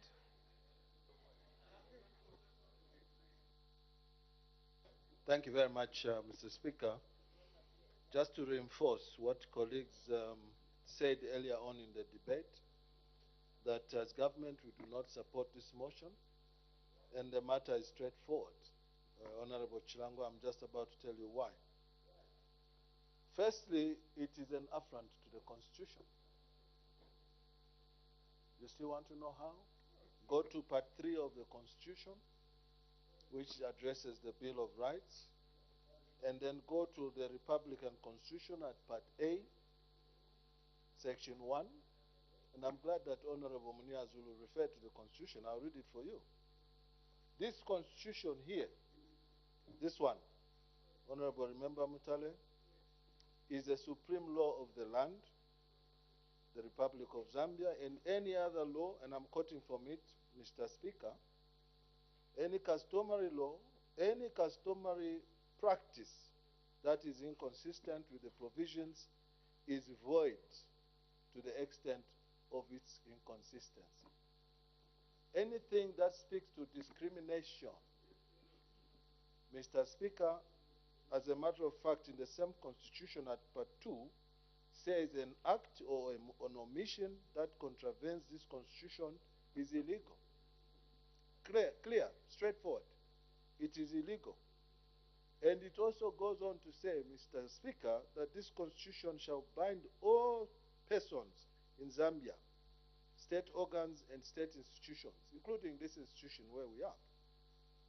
Now, we must be mindful that we live in a global village. And as we push this, what I describe as a very narrow agenda, which from the debate is really restricted to motor vehicles. That's what I heard in the bulk of the debate. Motor vehicles, and not just motor vehicles, but they also went to qualify and said absolute motor vehicles. That's what they say, absolute equipment. You don't grow an economy by buying obsolete equipment. You don't. In economies that have grown, as a matter of fact, here on this continent, go to South Africa, you will find that they have assembly plants for motor vehicles. Here, we found a situation where even a $200 motor vehicle can be allowed to come into this country. After 3 months, Mr. Speaker, it is on stones. This is what they are advocating for Zambians to buy obsolete equipment. And in their own interpretation, they are saying that's how you grow the economy. Sometimes even misquoting the president, that the president is a champion of this kind of thinking. He's not. The president is a champion of redeeming this economy, the GDP, the gross domestic product, which is the value of the assets, the goods and services that are traded in this country in a period that is given. The president found this economy at -4%. Now we are trading around +3%. There's no issue of auctioning vehicles in this particular movement of the economic growth. There's none. Mr. Speaker, it is also good to be mindful that it's a global village we are living in. As you exclude non-Zambians from participating in the so-called auction of public assets, you know that just in Malawi, not to even take argument far, in Botswana, in Congo, in Zimbabwe, there are Zambians who live there. Should those countries do the same to isolate Zambians from participating in auctions? Come with me to logic. Should it be that way? Because what is good for the gander is good for the goose. If we agree here that we'll take this route of my brother, Honorable Chiwombwe, who I really urged, I thought he would withdraw this motion when arguments started popping in. Do you honestly think, Honorable Member of Parliament for Bahati, it would be fair, say for the Malawians to take that route, your motion, to say only Malawians should participate? What about the Zambians in Lilongwe? It still speaks to the grand norm, the fundamental law that we are living under, the Constitution, under Part 3. Unless you go now and change Part 3 of the Constitution to make discrimination legal. As you want to maybe deal with the issues of affirmative action, the issues of preservation orders to allow people to trade in, it's been tried before under the CEEC, Honorable Mubanga's ministry. There's a law, a reservation order, which compels certain industry like chicken rearing, broiler chicken rearing, block making, to be restricted to locals. Has it worked? It has not worked. But it's there in our statutes. And then also, Mr. Speaker, it is very easy to do trial and error. And the debate that I picked from most of the colleagues, not all, was that people are listening outside. So what? So what if people are listening? We have to be logical. We have to follow the law. So if they are listening, so what? Does it change anything? We should sell our homes because people are listening and depart from logic? No. We have a duty to correct each other. And in this case, I want to correct my friend, Honorable Chiwombwe, that this kind of motion, if you had couched it in a manner that you were specific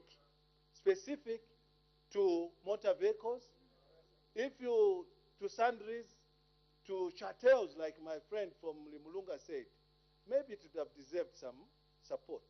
But can you imagine that today you want to sell Zesco? If you want to sell Zesco as a government asset, and you have this kind of motion approved by this Supreme House, which Zambian is going to afford to buy Zesco? It has been tried before. Don't forget, Zesco was up for sale some time back in the past. In their bid, those who were governing before, to commercialize it. It stayed for 12 years without service. And that's when we lost the window for developing that utility. 12 years, it was just seated. No maintenance, no nothing. Waiting for a Zambian to buy it. What has happened today? If you isolated certain things, like in the reservation order under the CEEC, which says block making, as much as possible, allow Zambians to do it, paving, Zambians to do it, running chicken runs, Zambians to do it, but not a blanket matter like this, auction of any public asset. This is uncharted water. It's a dangerous trading ground. Your motion, innocent as it looks, is extremely dangerous. And I invite you to read Part 3, because Part 3 is actually where the Bill of Rights sits. You can't exclude people, from economic activities. You simply can't. The law doesn't permit you. And I'm glad that the leader of opposition, who is a lawyer, did not, I was biting my fingers that he would stand up to debate, because he understands what I'm talking about. Honorable Mundivile understands that the Bill of Rights We are on the same side. The Bill of Rights,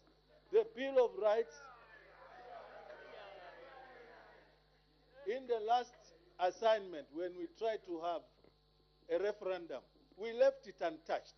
And that is true. We left it untouched. And the Constitution is very clear that any law, written or otherwise, that is inconsistent with the provisions of this particular Constitution is null and void to the extent of its inconsistency. Just that is enough for Honorable Kibombwe to have realized that this motion is actually offending other laws. Mr. Speaker, I urge members from both the right and the left, in the interest of time, not to even go to a vote. Because one, the obvious will happen, they will lose.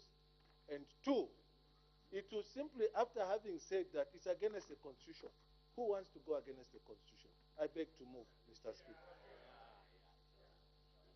Order. May the Honorable Member for Bahati wind up debate.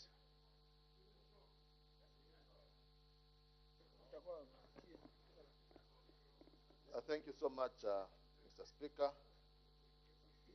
Mr. Speaker, indeed, it's a sad evening for Zambians, and especially those that voted for the UPND, that now they've seen for themselves that the people they voted for actually are not here to support the Zambians out there.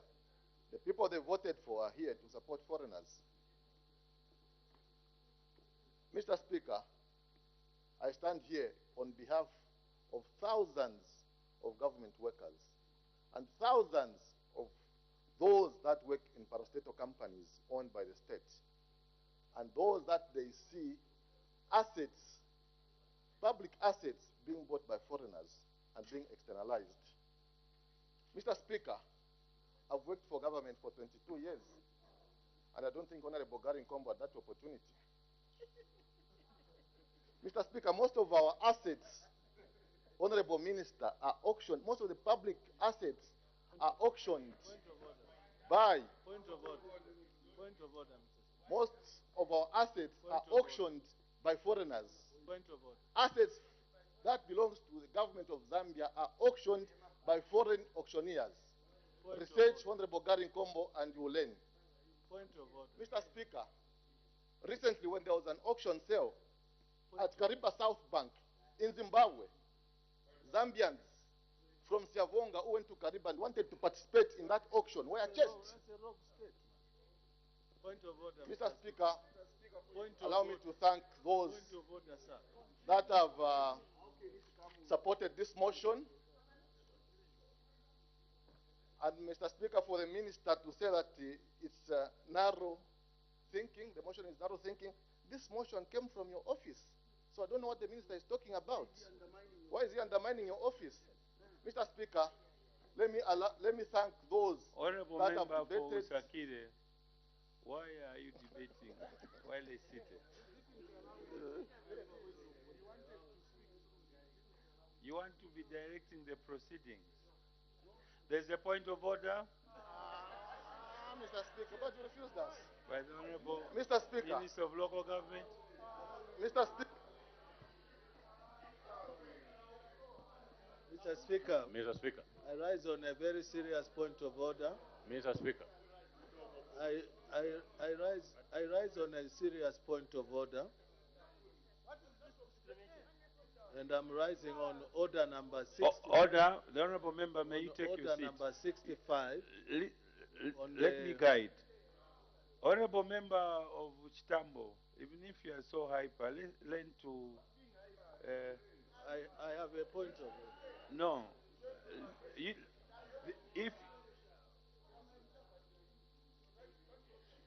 My point of order is on the Honorable Member of Parliament for Bahati, Mr. Speaker.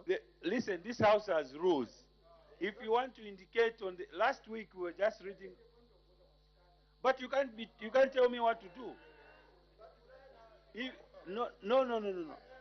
Listen, order, when Honorable Nkombo indicated... But even for him, Mr. Speaker, even him, the other member also stood.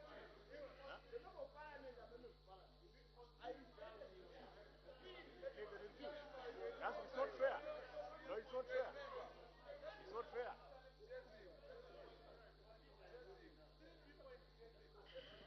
Mr. Speaker, I think what we are demanding for is equity.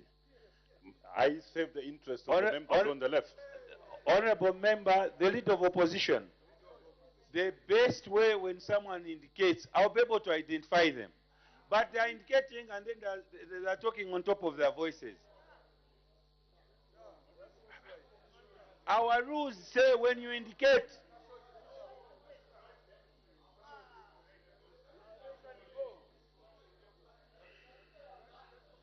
Honorable member for Stabo, leave the chamber.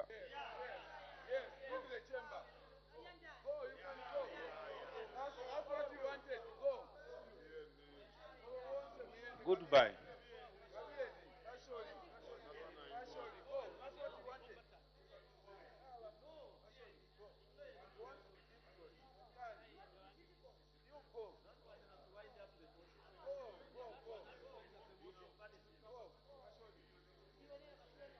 May the Honorable Minister continue.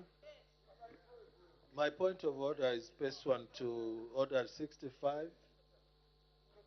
Mr. Speaker, I want to quote what Honorable Chibombo said in reference to his profession as somebody who has worked for government for 22 years, as he says, and said, I had no option and privilege to work in government. Mr. Speaker, I would like to inform this House that I left the University of Zambia in the year 1988. And I worked for government in Luansha for 2 years. I worked in the National Archives in Zambia for another 2 years. I understand how the civil service operates. Is it therefore in order to insinuate that I have not had an opportunity to work for government and he understands better how government systems work? I seek your serious ruling, Mr. Speaker, that as you make a ruling, the behavior that you saw here is what happens when an argument is lost. I thank you.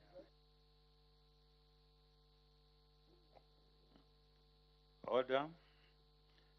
The Honorable Member for Bahati was obviously out of order because he was trying to put up a situation that he doesn't understand, that the Honorable Minister has worked for civil service before. And yeah, in this house, we should always be factual. So whatever we say, we should have something to show over it, something that we can prove. So let's ensure that whatever utterances we make are things that we are able to prove. So the Honorable Member for Bahati can continue to wind up his debate. Thank you so much, Mr. Speaker. Mr. Speaker, this motion is so straightforward. And for the minister to say it's narrow, Mr. Speaker, is demeaning your office, especially that this came from you. This was approved by your office. Mr. Speaker, auctioning and investment are two different things. My brother there, Honorable Nkrukusa, talked about investment, in relation to auctioning. These are two different things. We need the investors to bring in the foreign direct investment, but what we're hoping for, what we wanted you to support is that each time we're auctioning public assets, Zambians should come first. Because this is our country. We say it's a government of the people and for the people. Therefore, the people should benefit from the assets of government. Mr. Speaker, allow me to thank those that supported this motion. Honorable Kangombe for seconding the motion, Umezi, Chama South, and Usakili. For those that did not support the motion, Mr. Speaker, I'll elect to be civil. I'll use a civil word. I won't use the word that Munia used when he said kutumpa. I'll say, please next time try to support the Zambians. Mr. Speaker, I thank you.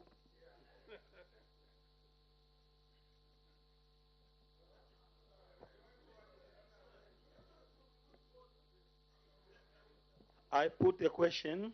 The question is that this House urges the government to restrict auctioning of public assets to Zambians only.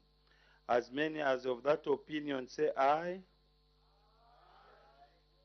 Of the contrary say no. Then I think the noes have it. The question is in negative.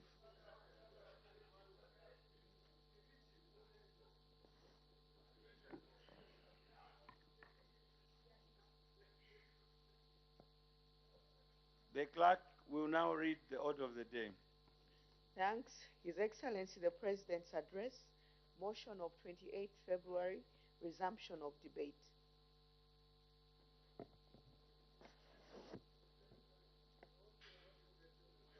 When the House adjourned yesterday, Tuesday, 14th March 2023, the House was considering the motion moved by the Honorable Member from Mapatizia that the thanks of this Assembly be recorded for the exposition of public policy contained in His Excellency the President's address. Any further debate?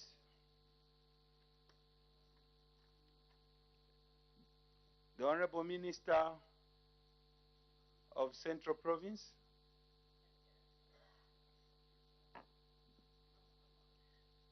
Thank you, Mr. Speaker, for allowing me to make a contribution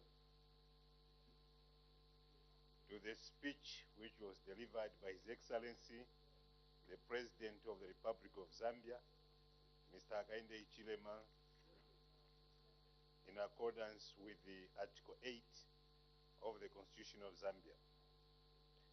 Mr. Speaker, I'll restrict myself to what we have done as Central Province in response to what His Excellency spoke about during his address for this Assembly. As Central Province, Mr. Speaker, we are alive to the fact that morality and ethics are key to the attainment of socio-economic development.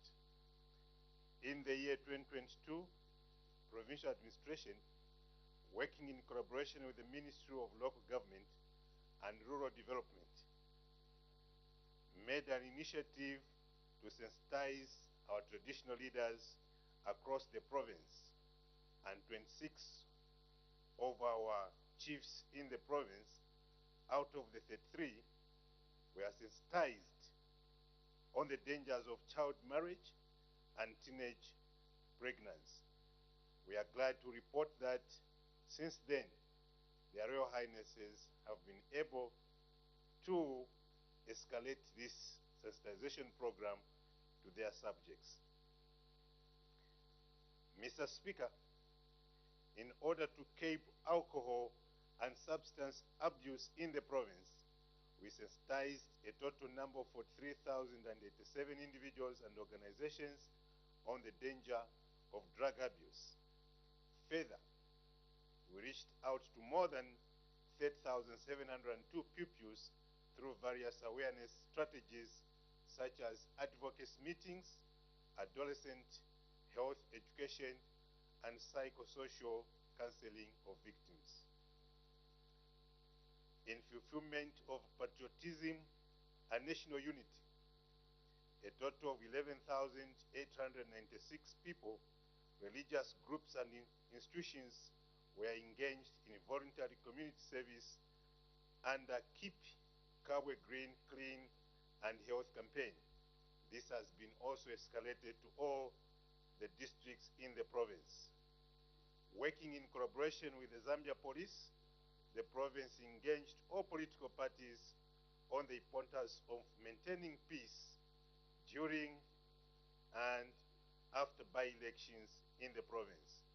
And this was exhibited during the by-elections which took place in the province, the council chairmanship in Mukushi, ward by-elections in Serenje, Luano, and again one in Mukushi.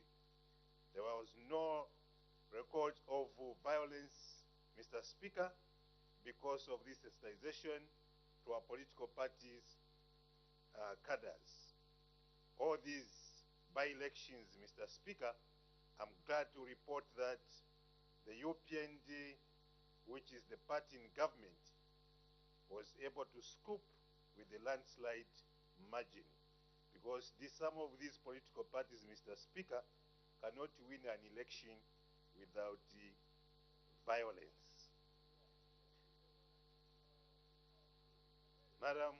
Mr. Speaker, issues of CDF. As provincial administration in Central Honorable Province. Minister, there's a point of order. Hello, this is where I belong. Yes. Mr. Speaker, my point of order is to do with the procedure of the House. I have been prompted to rise on this very serious point of order on the manner in which we conduct business. If you look at the time we were passing the motion, where we had to vote on the motion, whether other people have won or not, including this time, I want to bring to your attention whether we are fit to continue transacting when the quorum has collapsed. I seek your serious ruling, Mr. Speaker.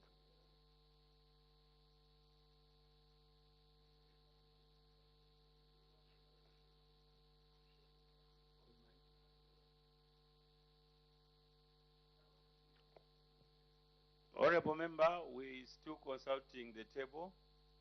We'll get to you at an appropriate time, because some members are logged in virtually.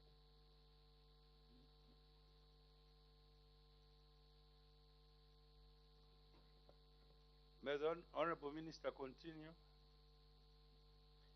Thank you, Honorable Speaker.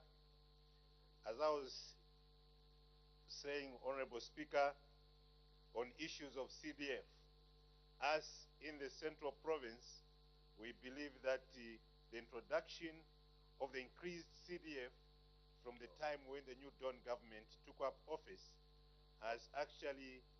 Order, Honorable Minister. The clerks at the table say we have no quorum. Ring the bell.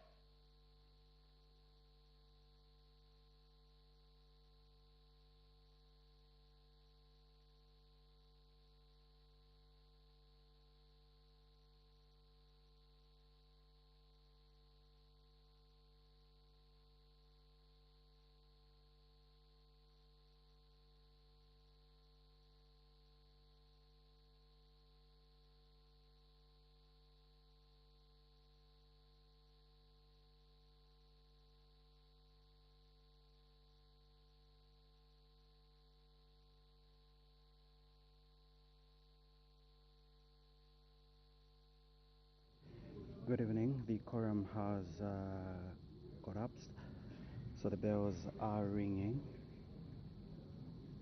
Mr. Speaker has suspended business and ordered that the bells be rung.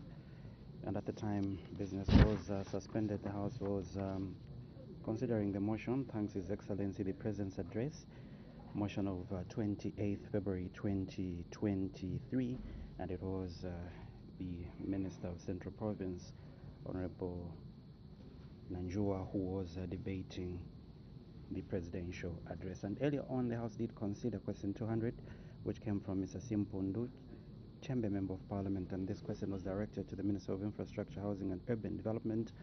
Wanted to find out when the construction of Chamber Boarding Secondary School in Chamber District will be completed.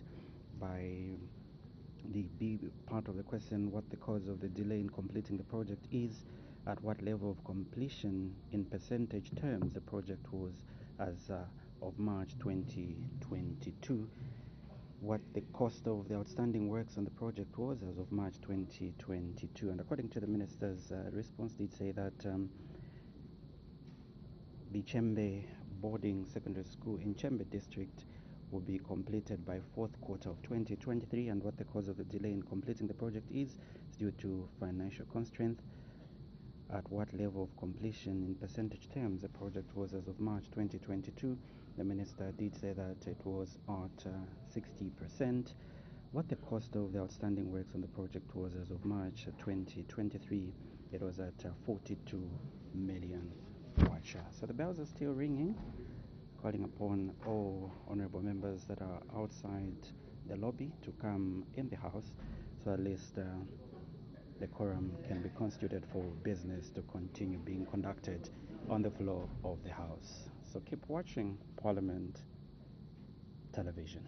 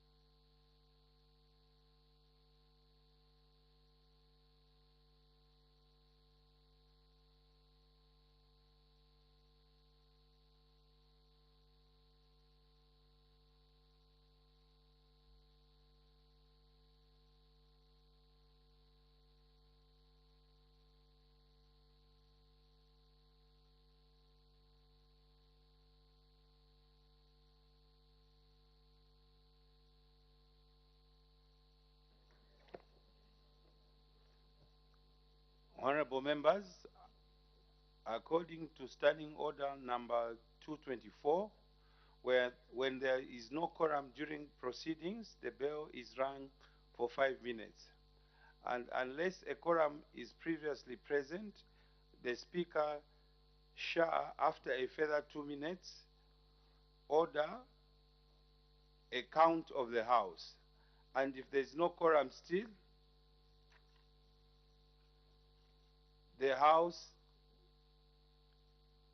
in the House, the question will not be put. Honorable members, in accordance with the provisions, there are still no quorum. So I am proceeding to adjourn the House as provided by the Standing Orders 224. The House is now adjourned.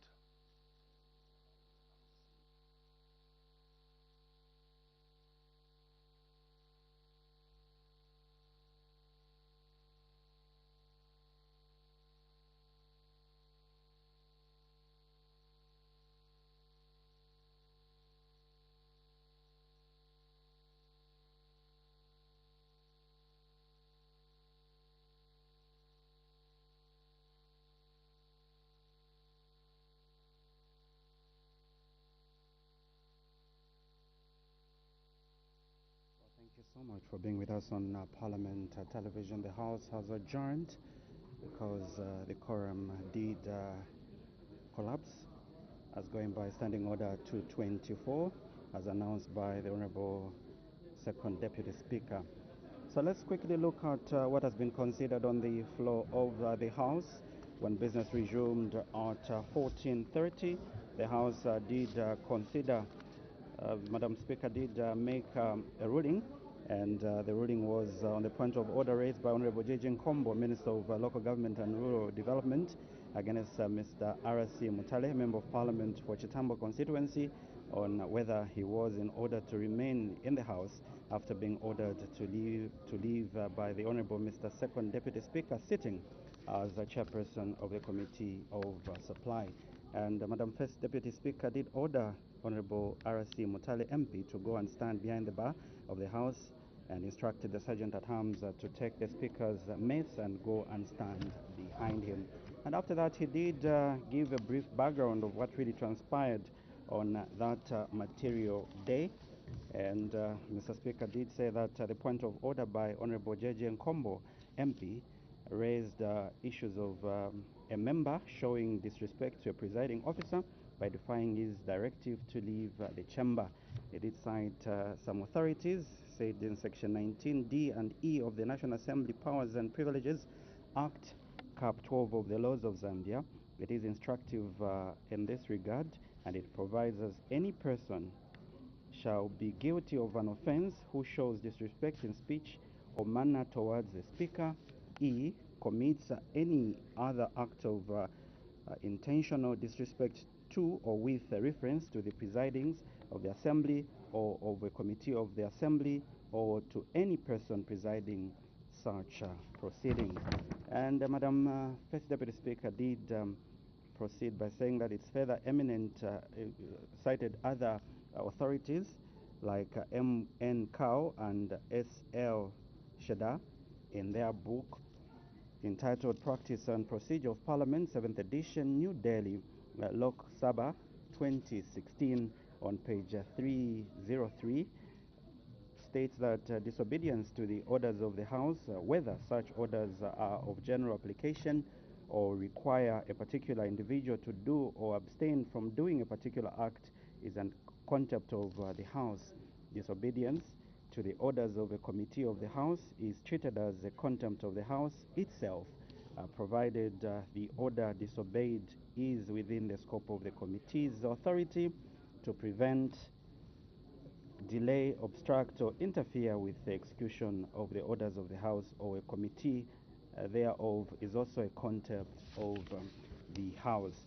And Madam First Deputy Speaker did say that Mr. Remember Mutale's decision to defy the Honorable Mr. Second Deputy Speaker's order to leave the chamber amounted to showing intentional disrespect towards the presiding officer, which is a breach of parliamentary privileges and a contempt of the House.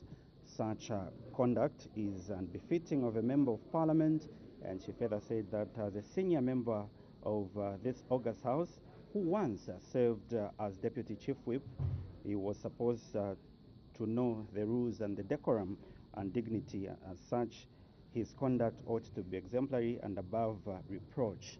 And Madam First Deputy Speaker did order Mr. Remember Mutale, who is Chitambo Member of Parliament, to apologize to the House, of which he did, and he resumed his seat. So that's the ruling that Madam First Deputy Speaker rendered earlier in the day. After that ruling, the House proceeded to consider the 3 questions for oral answer under Standing Order 74, and these are questions of ordinary nature. And the first question did come from Ms. Nakaponda Isoka, Member of Parliament, and this was question 198, and it was directed to the Minister of Infrastructure, Housing and Urban Development.